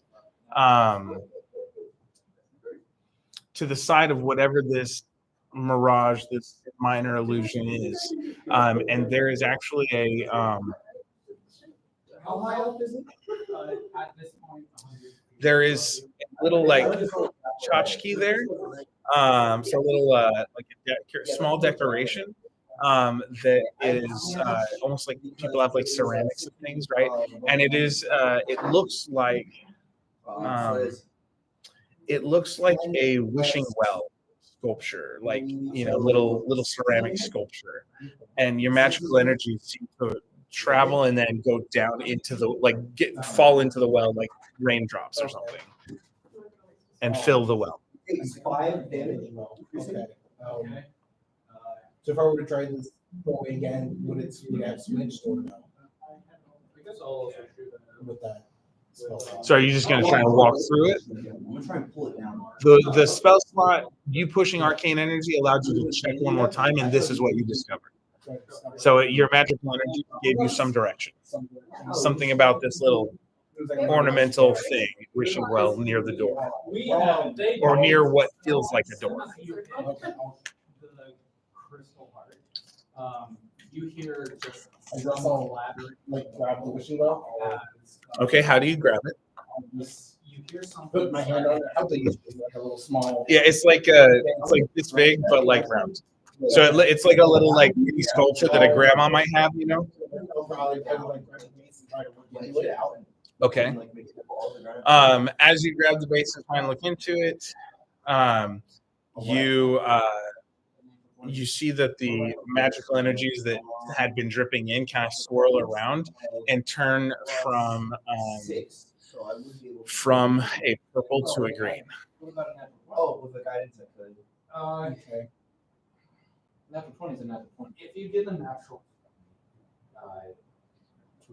And that is kind of all the action you have. So we're going to move. So you can think about it. So that's going to move us to 23. And I will rage. So I'm kind of just holding on to this weapon. So a little confused.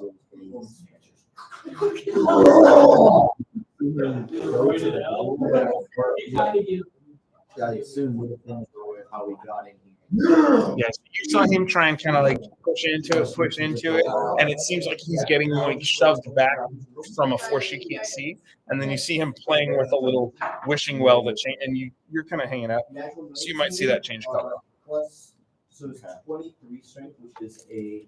Is there any way I can investigate 9? I think that you would have just cause because like some of these vines start to get your attention as they seem to be grabbing up through the floorboard. So what are you investigating for? Because you heard them, they dialogue. You guys talked, right? So I heard the dialogue and what I thought it was attaching what I presume now is like some sort of vine. I'm letting the sheer My goal was to break it off before it handled. So I want to see if I can take this course, pull it up. Okay. So you can either make an attack roll with a weapon, or you can try and like pry bar with an athletics. Let's go. 18. Take a peek at my abilities. Yeah. The heart. I don't know what I'm looking Athletic, or what did you say? Athletics. So it's at the top where the A's are. So underneath Arcana is athletics plus 4 for you. So under skills, it goes Arcana, or it goes animal handling, acrobatics, animal handling, Arcana, and then athletics. You say, yeah, so that's the one you're looking for. So that plus 4 is what you're going to add to this roll. And if you're trying to pry up a board, we're looking for a 13 or higher.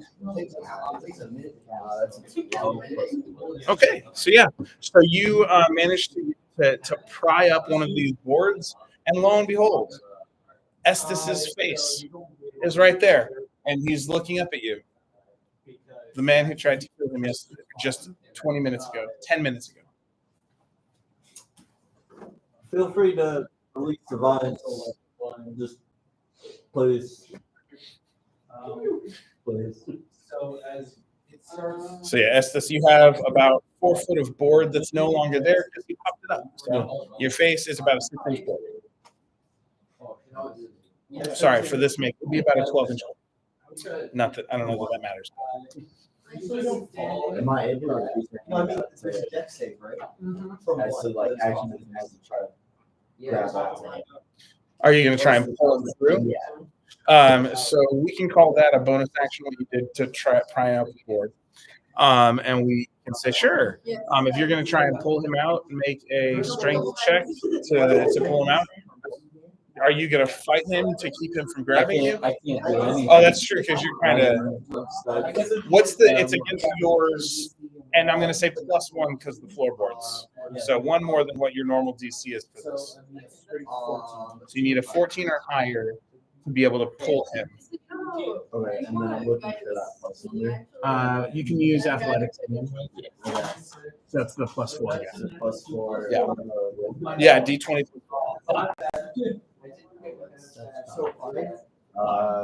That's an 8. Or a 4 plus 4. So he reaches down, and it seems like he's trying.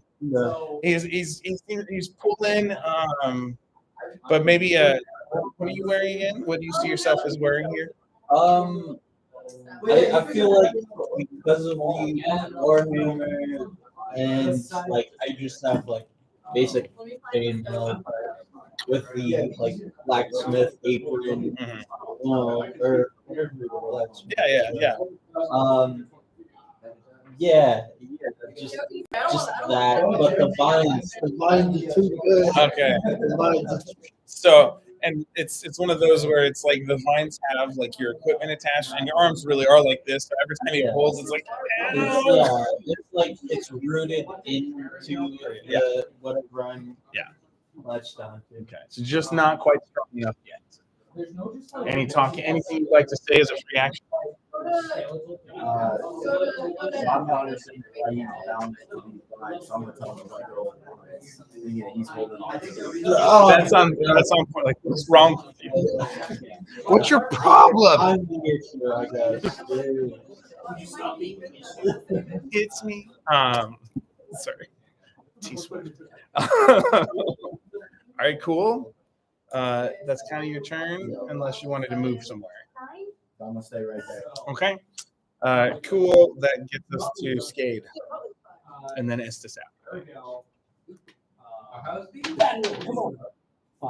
Oh. So Actually, no, not 6. Still bad. okay. As you as that creature's kind of the guy over here is flying back and forth, he accidentally like kicks you in the head, which makes it harder for you to really focus on not dying all the way. So yeah, that indicates the death save failed. All right. Thank you for being patient over there, Ryan. Where would your character be imagining? Like, what's going through your character's mind right now? Okay. And does your character have a sense of where they would go if the death fails complete their cycle. Which plane of existence? Okay. Just check. Okay, cool. So that brings us to Estes. Okay, I'm gonna fight the vines now. I don't want to get saved.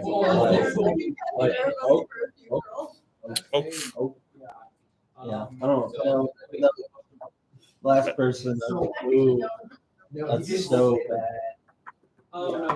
Strength save. Okay, so nope. yeah, It's too snug. it's like someone trapped in a toilet trying to get it out. That doesn't make any sense whatsoever. Cool, unsuccessful. Cool. Then that brings us. So that's Estes. Then we get Orange Guy. He's going to Ryan. Roll a d12 for me. There's you roll all ones. Ariel lives. Okay. He already went in that direction. Roll again. Okay, so now he's kind of working. He works another angle. This time he goes a full 60 feet out, and he seems to be, you catch glimpses in and out as he's searching. But you're the only one who has any sense of what's going on down there. Yeah. A cursed life, a half life. Cool. So that's his turn. Hag gets a second. Actually, this is now her second full round of invisibility and freedom. Cool. And then we're back to Vikram, struggling to figure out what's going on with this well. You did something. Something changed. So is this? What is this world look like? It's one of those that has like the thing, and your magic had kind of coalesced in the center and then dripped down, and so now it's got like a colorful pool of light in the center of it that has changed from purple to green as you dipped it.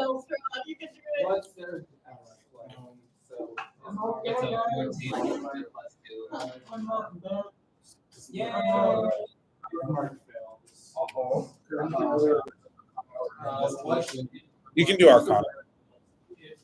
If you're doing investment, if you're trying to use your mental faculties to work it out, use Arcana. If you're trying to like feel around for things and find clues physically, then you would use investigation.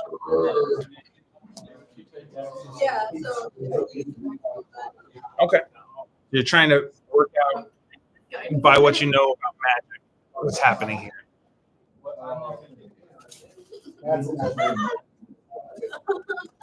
Say that again. Okay, so with that, as you start looking, you notice that actually there's something there was some sort of change in the magical energies, and you actually are seeing some of there's like some leftover ash and floaty orange things in the air from all the stuff that was happening, and you can now see that they're actually being pulled toward the corner you guys came up in now. yeah, I could burn them up. Yeah, and you get the sense that maybe now the path is open.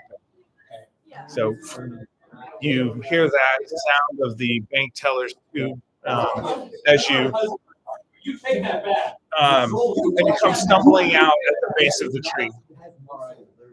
This guy's never getting married. With that, I can Talk about our husbands like that. He has a soul. That is yeah. I would look for escape. That's so much better. Okay. Perception check. Yeah. 9 or higher. Probably not. Good job.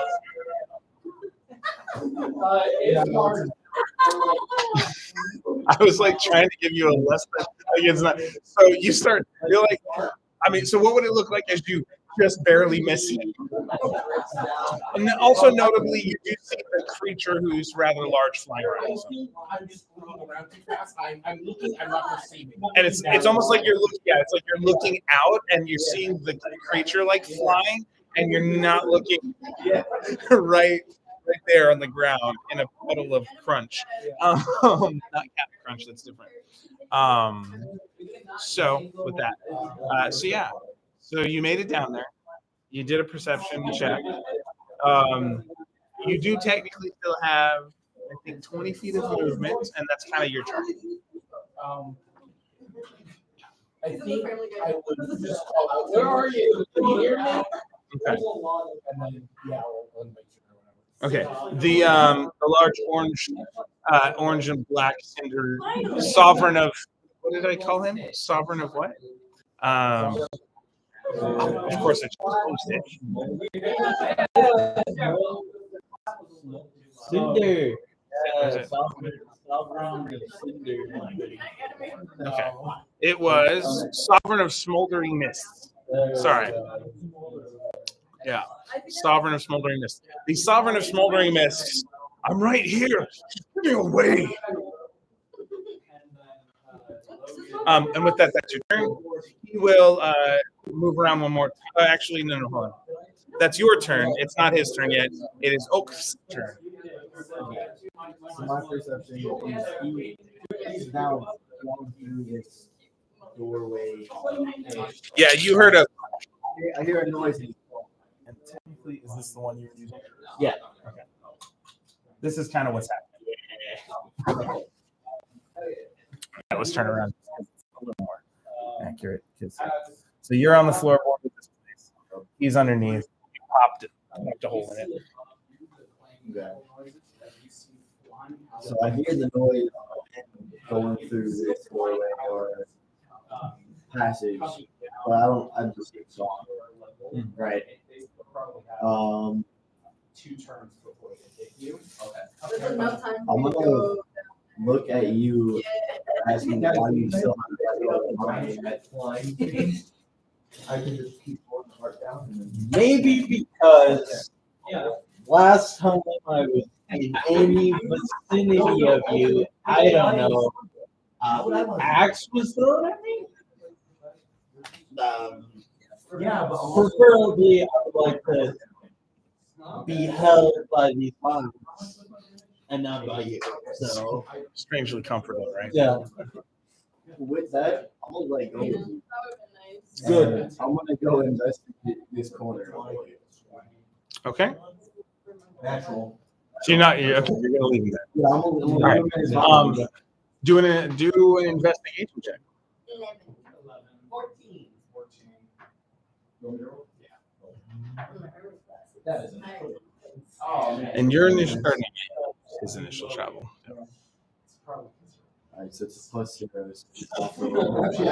Yeah. Okay. A perfectly average investigation of this. You start feeling around, and like you're looking at it, and you're like, I just saw him, and you kind of, and as you at one point you kind of reach through the middle of what you thought was a door, and you feel your hand get pulled. Do you resist or do you go with it? Okay. And you appear at the base of the tree. So here we can do this now. Okay. And no, this isn't to scale. Each of these is representing 30 feet. Yeah.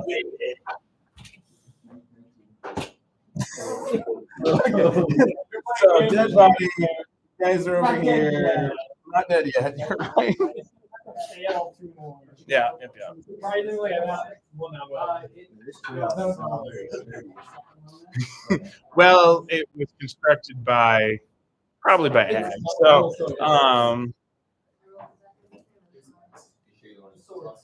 okay. So,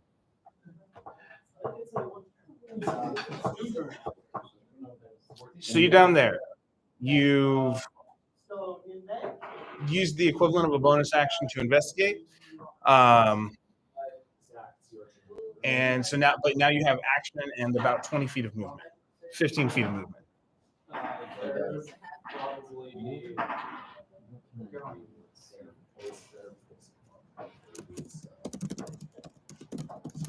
How far away from us are we? So I don't know where he's located. Right, or can I see him? Yeah. No, you're gonna. Yeah, now it's on the street. I know that two of my party members popped out this middle. I know that he was entangled in the vines. So now I'm wondering, do I know where he's located and where he's located? Or am I just like looking I'm right next somewhere? We think the hardest resistance to He's up there. You're like looking. I'm trying to find it. Right. So Yeah. It might not have, it might plug in network. Oh, yeah. It's a 14 or 13. You guys can cover. 14 is enough. So you come down, and you stumble out of this tree and bump into your friend who's frantically looking around, like, and you hear him shouting, and you hear the strange creature, sovereign of that stuff, shouting. And you take a moment, you calmly look around, and you see friend dying, kobold, on the ground, face down. Seems to be half like a tuft of grass in his mouth. Elders blessed. And I move over to him. Okay. I don't think I would do after that. Would you say they have I don't have any. I don't think so. Yeah. They are. Can I ask him if he's okay? And if you think you could also just do a straight medicine check to if you're like you could talk to him, but you could like start doing a medicine check to see if you could stabilize him. Okay.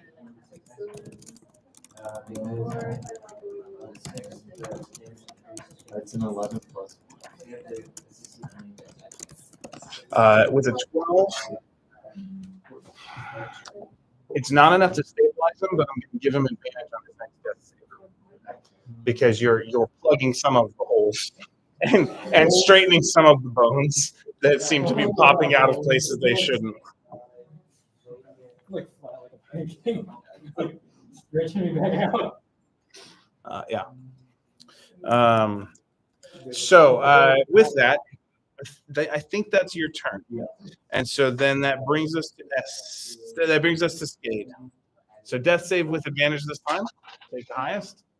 14. Okay. So you kind of brought back to consciousness as the blood pressure starts to stabilize because he's putting his hands on like holding it together, and you get a little bit of consciousness back, but you're still one death save away from stabilizing. Having a grand hot Uh, grass in my mouth. What did you do? Okay. Pizza sausage. Okay. Cool. Okay. So with that, the creature's gonna try one more time in another direction. So he did 8 last time. Actually, let's do this. Josh and Ryan, both of you roll d12s. If they are within 1 point of each other, he's going to accidentally stumble into the hag. So d12s. That's an 8. Okay, so no, it's shooting in the dark. They're going like he is evading him very clearly. Cool. That's a fun new way to do that. I was like, I'm making up the mechanic as I go. So, what? We made it less likely. I will say. What do you mean? Two guys rolled. Yeah. Well, part of it is like she's been actively running away, and he's been doing this. Yeah. So she's had some time. Okay. So he's not succeeding. What he's actually going to do now is he will. He's running and trying to find her, but he's going to create a smoke method 60 feet further away. and they will be around for 10 minutes. He can actually he gets to make 2 of them. So let's have you roll a d12 and you roll a d12 because he can make it 60 feet away from him. Okay. Actually, Ryan? What'd you roll last time? You rolled a 3 last time with that d12. Okay. I'm gonna see what this is supposed to say. Okay, so 3 is that Ryan rolled is gonna match. So he actually causes a smoke method to appear, and in she attacks, casts a spell, or her concentration ends. Okay, so the smoke method. The hag's still invisible, but for you who are out there, you hear a yelp as clearly something impacts the smoke method. Cool.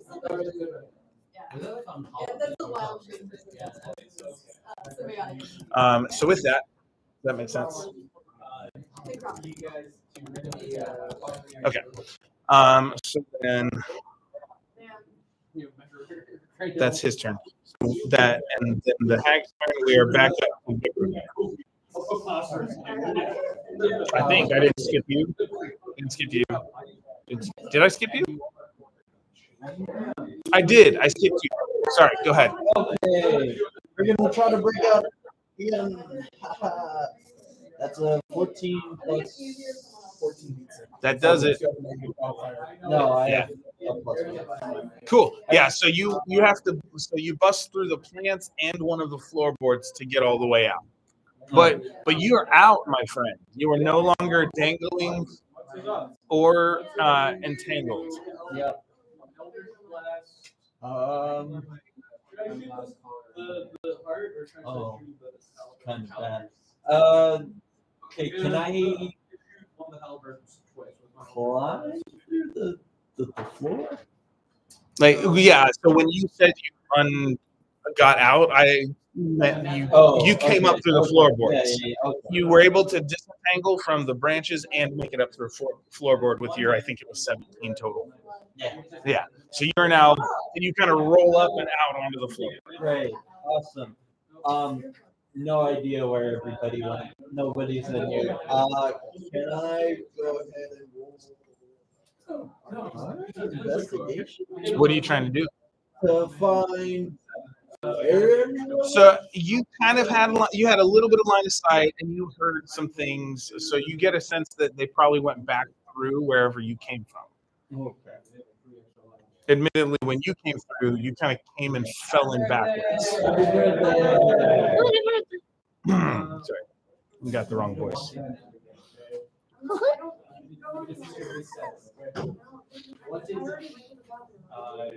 Okay, so we came from this area, right?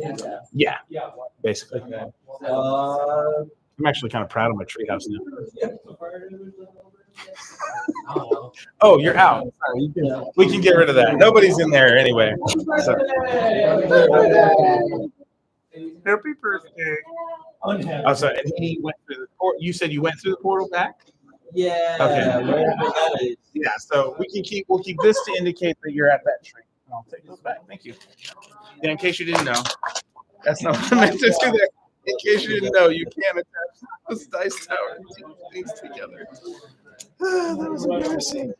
So, all right. You have about 10 feet of movement left. Okay. If you had to get up at that hole. Yeah, I'm just gonna move forward. That's it. That's all. Yep, that's all I'm gonna do. Okay. I'm just gonna get back to them. Awesome. Okay. And that brings us then back to Vikram. Okay, 60 feet. I guess I'll make another perception check. Well, you saw, like, when he came out, you'd see him run and do the medicine check. So you don't need to find him anymore. I will run up to you now and cast. All right.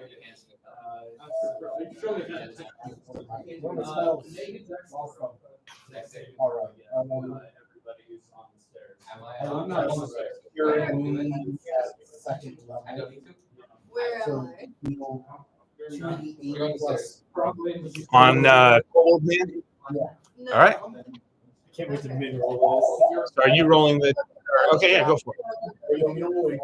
Whatever you prefer. I just checking. Yeah, teamwork, right? Healing is a community effort. To heal. Plus 5. 11. Nice. Okay, so yeah. It doesn't matter. It doesn't fucking This shit hurt. Okay. Okay. And it's so you come back to life, and it's about like after those healing energies happen, you guys do hear she's over here, boss. About 60, 70 feet from you guys. But yeah, you still can't see her. You see smoke methods, and actually just grab any mini with wings, maybe would be fine. Here. Big. 17 plus 3. I'm gonna be really glad I choose. I don't know that I have two, so I might have to do. No, there. Right. Yeah, that works. So we'll call that the smoke method over here. Is the one that seems to have found the hag, or seems to think that the hag's in that direction. Okay, so Guys, let's talk curse blades right now. with that, it is now turn if Vikram is done. Oh, You're up. He's not dead anymore. Yeah. nice. And that's why the heart is released. It's gonna Make your deck drive to grab the ledge again. Run over to. So that one is over there. Yeah. 14. Okay. I'm gonna kind of put some over here. Oh no. They set it over here. Let's go. Let's go. I think it was like find So you're gathering a party together and saying, "Kill the witch." Yeah. Yeah. Yeah. Cool. And then since we think she's that direction, I'm going to. Can I ready my javelin? Yes. So if she appears, or if you get any indicator of where her location is, you throw javelin. Yeah, I'm gonna throw a javelin. Okay. Cool. And that's your turn then. That brings us to Skade. You're alive. You feel so much better as your bones knit together and reset. Maybe not so much taste. I feel Hey, yeah.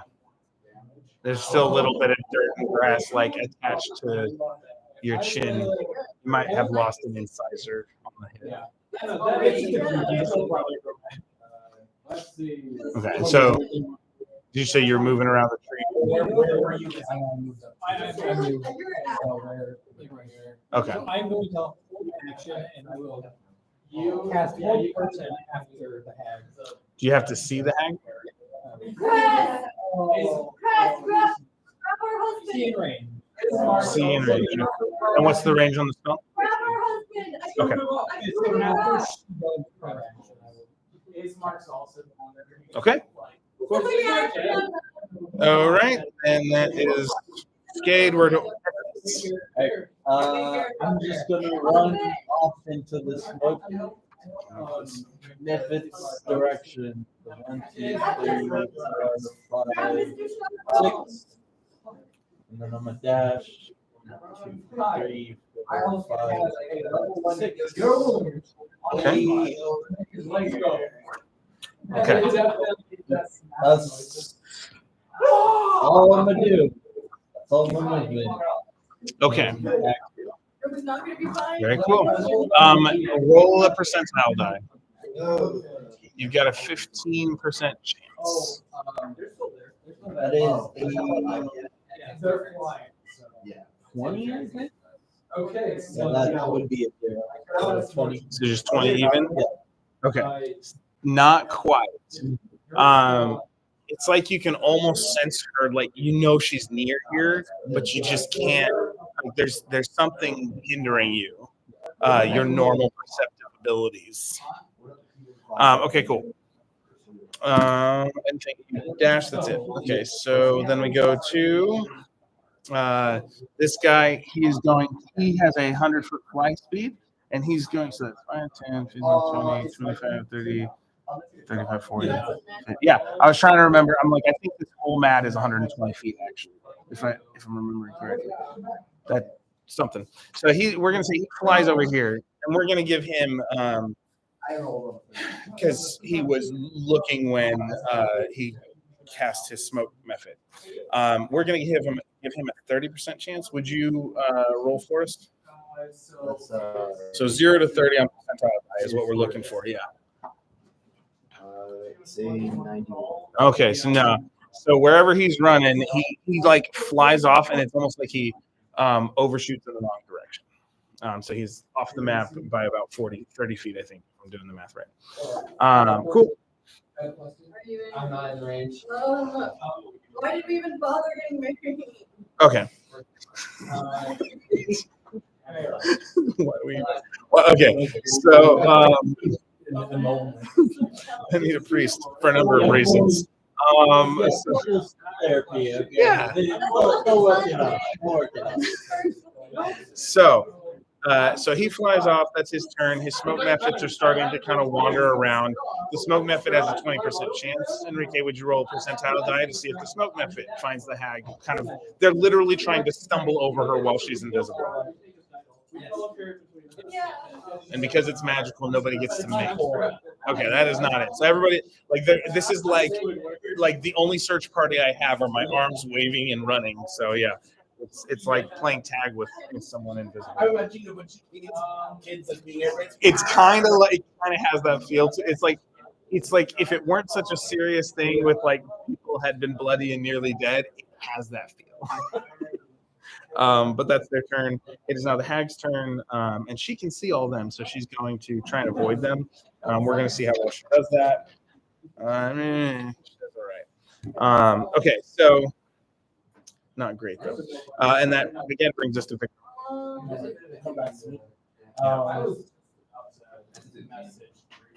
right, so I have. Yeah. Congratulations, and I'm sorry. So I'll move.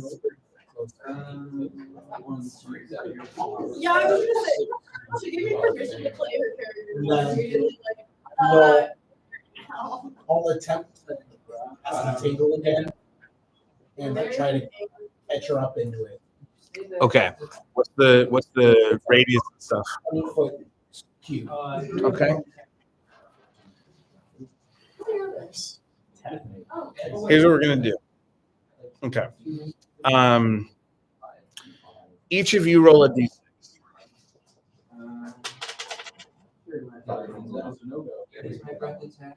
Okay, and would you roll a 2? Okay. Yeah, is it square or is it cube? They're square, not cube. I'm pretty sure they don't. Oh, because it's on the ground. Okay, I get it. Yeah. Okay, so, and what are you using to try and target this? Like, because I've been watching everyone trying to aim for a place that maybe they haven't really checked from like. It's like Battleship. Yeah, like playing Battleship. I see where they are, where they aiming for a spot where maybe they haven't checked so thoroughly. Okay. Roll a d20. That's Oh, 19. Okay. Why didn't they just fall? Okay. So I'm going to use this corner just to track this because I know where she is now. Now, you have you start here, and for every 5, that's 10. So 15, and then you go, or it was like 10 was going to be 1, 15 was going to be 2, 20 was going to be 3. Was going to move you closer. And so so you get to move 2. And she was, what did you guys roll again? Okay, so she was 2 up, 5 over. So entangled does get her Okay. because that is a magic. So she has to make. A strength save. Strength. Did you know hags have strength of 18 and they get a +4? What? I was like, why is her armor class so high? I don't understand. She's like running around like bleeding from multiple wounds. And so she got a 14 on the save. So that means it doesn't grapple her, right? Is it difficult terrain? Okay. It slows her down. And because of the nature of this, there's no physical evidence. She can only be tracked by magic. It is an arcane influence. Make a perception check with advantage. Actually, no, just make a perception check. The fact that you get to make one is the thing. Bucks.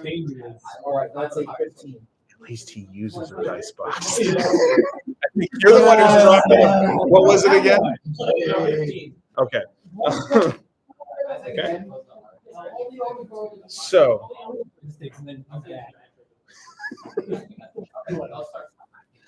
Look, this is this is like use this. Like I actually made that for a class because we were doing a game design project and I cut that out of one of our snacks real fast when they were prototyping. Anyways, I teach writing, but we do game design in it. So as your magic begins to shimmer to cast Entangle, the Entangle spell doesn't get her, but you see just enough to see like it's like you see the magic be drawn to it, and for a moment it's like your magical vines wrap around and you can see where there was like a foot shape, like it's like molding around her foot, and then they break, and you're looking close enough because you're casting it. So now you have a little bit more of a sense of where she is. All right. So I think seeing that the plants, the vines trying to trap within that tree, I would yell out, he's in there somewhere. Okay, somewhere in the mess of vines. Okay. All right. It's like you guys are getting just enough seed where I can't call it, and that's kind of the thing. It's like I'm trying to come up with. Well, it's more like I don't want to drag it out. But if you guys are having fun in this search and not rescue, that I'm good. It's what is it? The fugitive line. Check every outhouse and hen house and whatever, highway, byway, all of those. That whole thing is like this is this moment. Is there another one? Can you pass me a breadstick? Maybe not with the hand. Yeah. Salt, garlic salt on the head. I don't know. All right. So whose turn is it? That was yours. So that brings us to. You're up.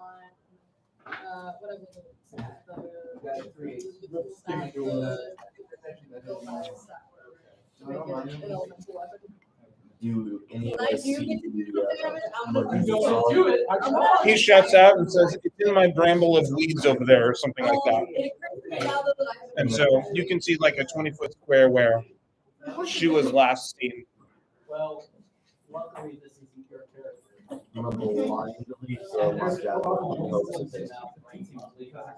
Okay. Because he's giving you something to target, a normal attack against someone invisible is with disadvantage. You can get an attack because he saw something and he's kind of pointing in that direction. So roll 2d20s with them, take the lowest because it's disadvantage. You already are. Aragorn Bobby. Yeah. 1/5 widow. Your javelin flies through the air and sticks in the ground, not seeming to make contact. I'm not good at that. First and then I'm gonna use and the second is to get closer. Farther? Yeah. Oh. I die, you're bringing me back. When I die? Mhm. Okay. And then we'll leave it at that. Okay. That brings us to skate.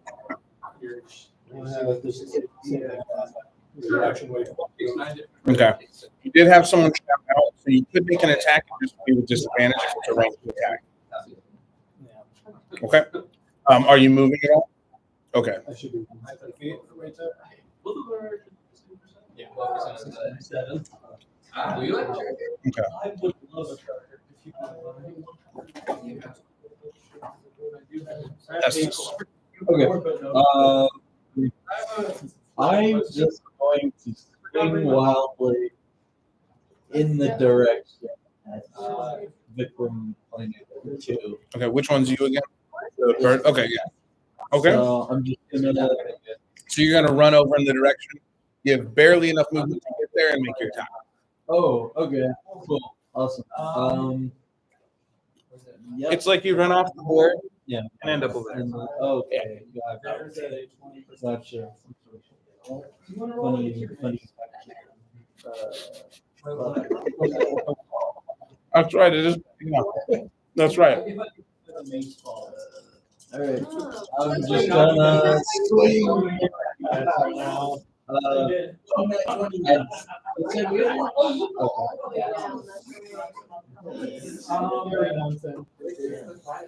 That's so bad. One was a 19 and the other 18 plus 4. The other's a 5 plus 1. So No. You rolling at disadvantage with do that. yeah, Yeah. do that. She's surprisingly capable. Sometimes at rolling double net 20. Yeah. So that's your turn. Now we've got Smoke Method and what's his face. Because you've called out, they converge and are like doing the same thing, wildly swinging. So let's have all four of you roll d20s. This side's doing the Smoke Methods. This side's doing the big man. That's a So big man, not anywhere close. Smoke Method. Well, 13 plus. Where was his stuff? Hold on. You know what? Finally, high enough that maybe, hopefully, potentially, we get +4. I'm trying to find the one I was using last week. That one. You're like, oh. Were you saying I used a +4 last week? Yeah. Okay, hold on. So we just gotta wait. Yeah, because I was giving it was like a stronger than usual method. So one sec. Yeah. So. No dashing. That is fair. It's really more. Okay, usually their attack. Dodge action? Actually, yeah, their attack with their claws is a +4 to hit. What I did was I increased his damage. But yeah, so that puts it with a 13 plus 4, that's 17. So she gets hit.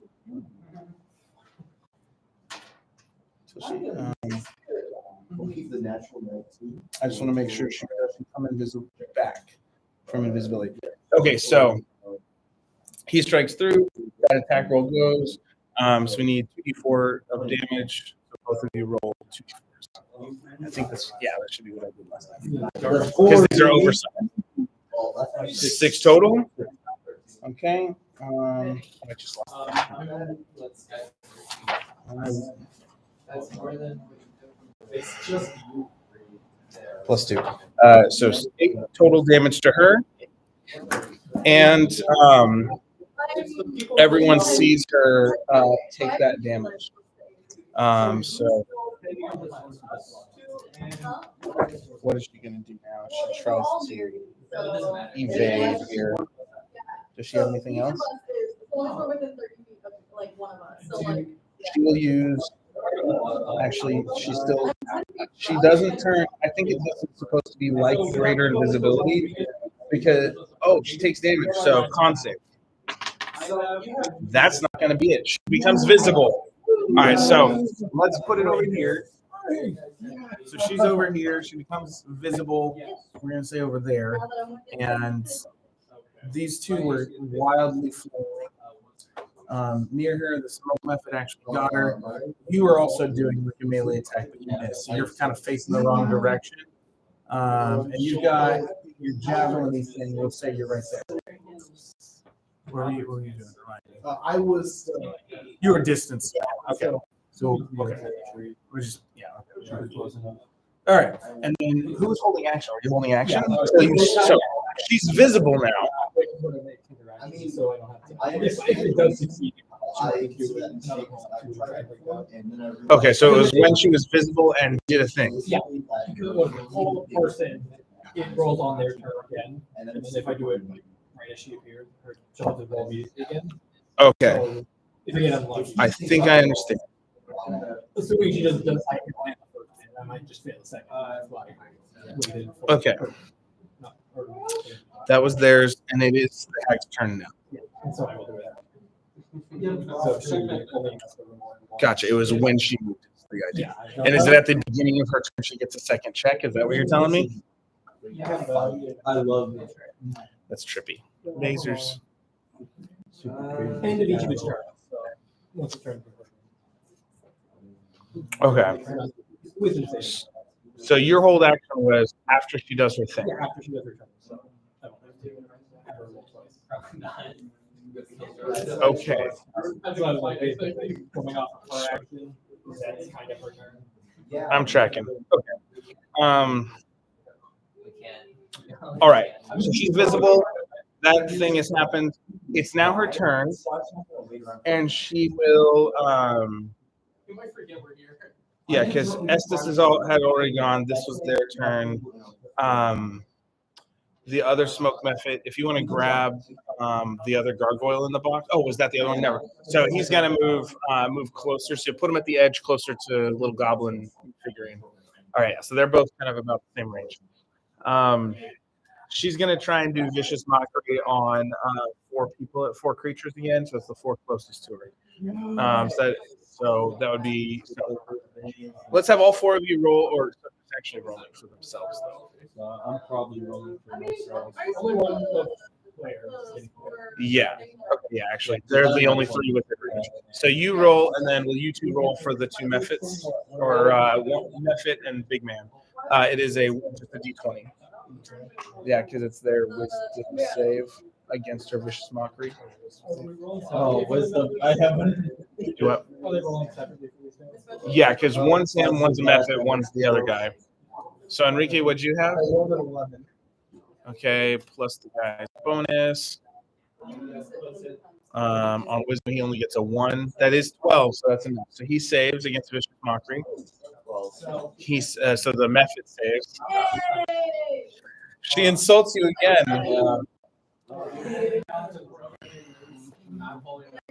I forgot I have a negative of wisdom. So what was your total roll? 6. Okay. See, you still can't hit the broad side of a barn. Okay. So she does that and does damage things. Oh my gosh, it's a D4 plus 2. As a reaction, I'm gonna cast Hellish Rebuke on her. Do you die, or is it any? Any damage. Oh, I was thinking it was when they died. Okay, you take 3. And what distance does she have to be within? Oh, you're within 60 feet. All right. And Okay. it's a 12. Okay. Is it half damage for a success, or is it no damage for a success? Half. Okay, so roll your damage. She'll still take half, and she doesn't have a whole lot of room here. 2d10. Really? So this really, you could still get her. Wait, why am I missing? Where? Okay. There's a D10. And you were holding it. Were you still holding it? No, you made your attack javelin. Yeah. Clarity next time. Huh? That makes. Okay, they need to make a. 9 out to However many are within 10. 4. Okay, she takes 4. And this aged, green-skinned looking hag, she'll say this, is definitely looking ragged. Like hair is crisped up and she's got slashes on her, and it's not a pretty sight. She is, I will tell you, she is 3 hit points from 82. So, yeah. So, and that was on her turn, your reaction. So it would be kind of like, so that would be her turn. So then you're saying your whole person goes off? Okay. And that's Okay. probably not possible. 13. Okay, worth a try. It's rude. Okay. So then it is Vikram again. There. They had already gone flailing wildly, and one of them hit, which is what caused her to go regular. No, you're good. Okay, so. Okay, so you need like one more thing. I was going to do a fairy fire, but seeing how ragged she is, I will use one last spell slot to attempt a guiding bolt. 18. Okay. That's 7 damage. So. Force damage. That's my trick. Oh no. Is Guiding Bolt, wait, did she do a dex save on Guiding Bolt? No. I'm thinking Sacred Flame. Yeah. Okay. I missed. I got a 16 total. So close. I really forgot how tough their AC and strength was. Yeah, that's why it hurts when their claws getting you. Okay, cool. That's your turn. Okay. No bonus action or movement? Okay. Oak.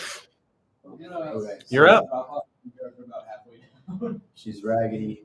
Mhm. Looks like she's about to give in.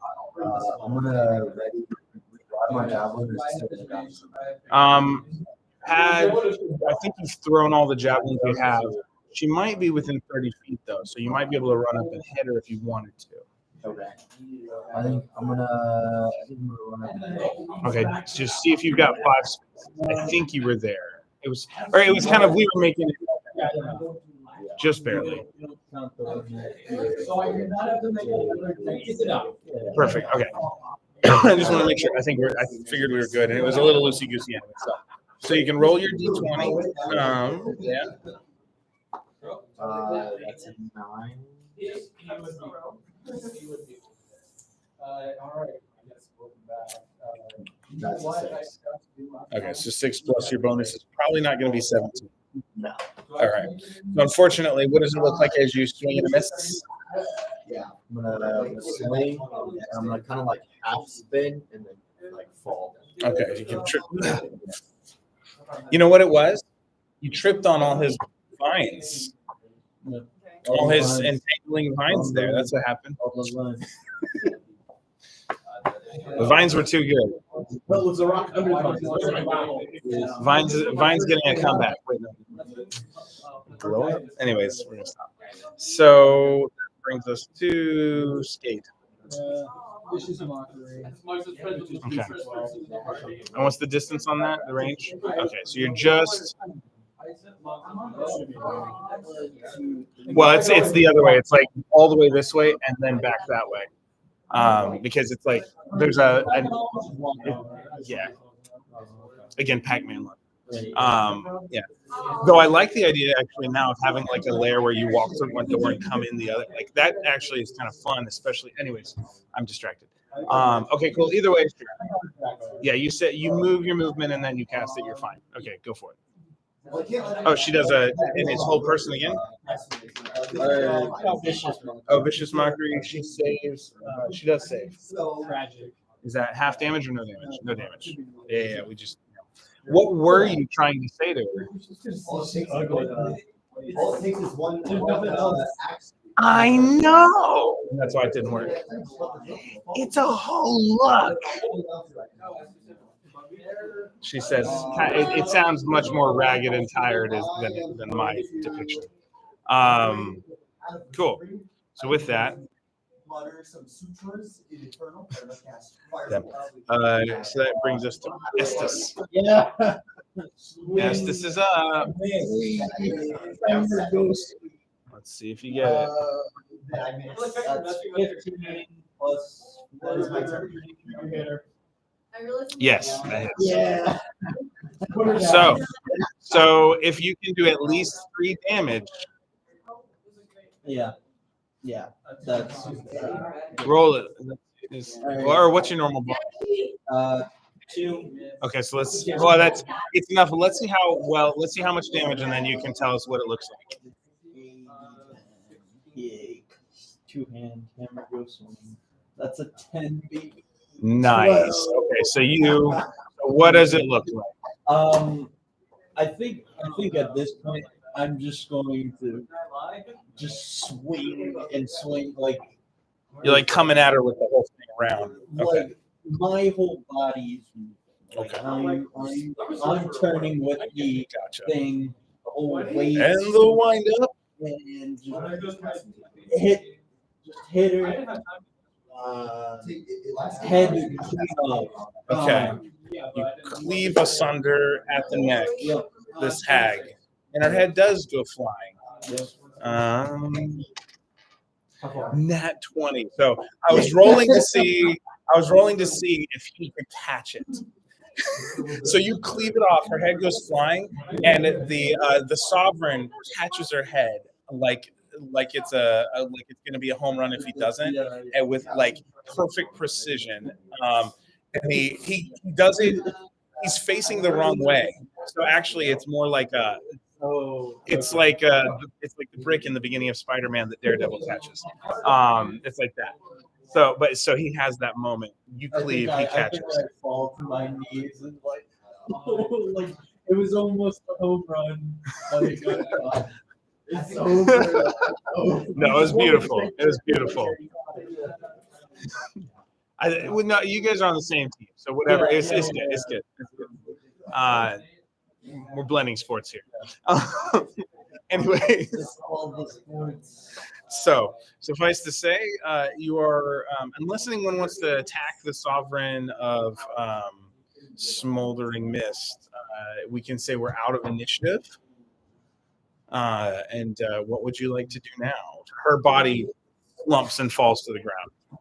And it actually ages and shrivels a little bit, like by like 40 more years. It gets deeper wrinkles, decayed teeth and hair, or the hairs there, decay, like her nails. Like, yeah, it looks like it becomes like Crypt Keeper style. I'll drop concentration on the vines. Okay. So those plants will also wither away and die. Sleep. Yeah. Okay. I'm gonna walk up to the body and search for any objects that may Do an investigation check. Gross. Not necessarily. He's not necessarily ugly. It's like this one. I can't draw it. Okay. Yeah. So she has fingernails that are weird. It's not. Yeah. So if you wanted, you could take those. The fingernails of a hag. almost little. Okay. Cool. So if you wanted, and if you want to continue this game, you could make a note in wherever you would keep inventory. So if you want to take a screenshot or like start a notes theme for this, if you're going to make it a regular habit of showing up on Thursdays, yeah. So you can add 10 hag fingernails to where your notes about this game. Who knows? I had one game where people collected things and they ended up collecting 6 vocal cords of harpies and turned it into a magical lute for a bard. It was fun. There's all kinds of fun things you can try if you can find the right artist. Anyway, okay, what else are we doing? I'm gonna do my turn at that. I'll take your fingernails. That's all. Okay. And we're out of initiatives. act in whatever order you see fit. You can talk to each other. You can talk to the guy. So, talk to the big guy. Okay. I think I'm kicking the Hag's body. Like, Mark, perhaps you. Yeah. It's on brand. I feel like I just fall the ground. Oh, I am very much hurt. Okay. You said you talked to the guy. What do you tell him? I'm gonna have to. What's he gonna do with that head? You know, the whole thing. Save her husband. I'll use this to entrap her Save her husband. and show her what it feels like to be held captive beyond death. Now make a strength check to hold on. I got you a king. We got this. We got this. Oh, that's pretty distance.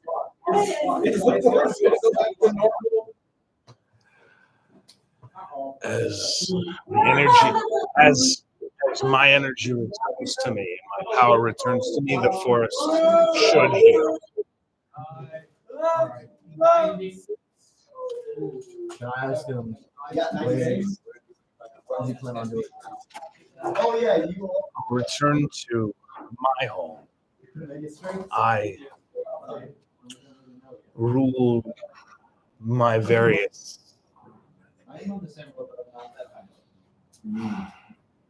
troops, soldiers,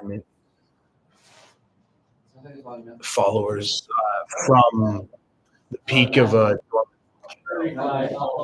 most Alive? I'm pretty live. Yeah, like, do I like face plant into like? Well, I'm glad I don't have to kill any of you. You seem like capable people. So hold on to the rest. That is. I will I'm gonna bless myself. I mean, guidance myself. No, it's try to save. I will leave you all with this. And he pulls a what looks like an onyx stone shaped like a charcoal brick. Seemingly, it almost looks like a magician's trick out of himself, out of his hand.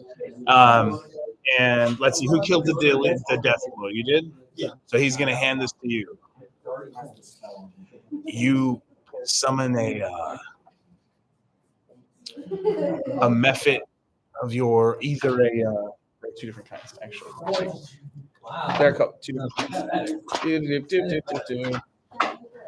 Either a smoke or a magma method with this as needed. So if you want to keep playing, we could add that to an inventory that exists somewhere. Could be fun. You don't necessarily have to play it as this character, but I will let you keep this item if you decide to do so. I'm probably going to slightly tweak this character instead of the fighter or artificer. Okay. But it is Cool. Yeah. Cool. Yeah. All right, so you get that. With that, he and the other two. First, you'll have to unlock your device. Okay. That was accidental. Must have hit a funny button. So he and the other two, they will fly off. Yeah. So you've searched. You guys saw him kind of shoving the hag around. It was kind of hard. That was before he started kicking it. Technically. What else are you guys doing as we kind of close this out? Like, what if we're like zooming away cinematic style to pan out to the larger scenery? Like, what's the last things your character would be doing that might be caught by an observant onlooker?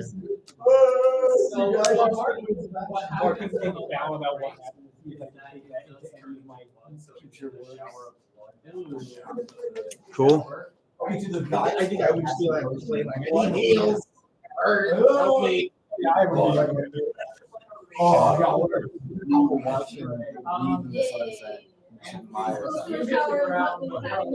think as things panning out, I'm still like kicking It's like, it's just like that's really what the main focus. It's like that's the center. Is just this nonstop kicking. All right. I'm just Cool. mumbling under my breath. All right. And so if we want to pick this up another Thursday, either next Thursday or if you've got the Star one, we can do it in 2 weeks. We can do that. Yeah, your ideal It depends. I'm probably gonna watch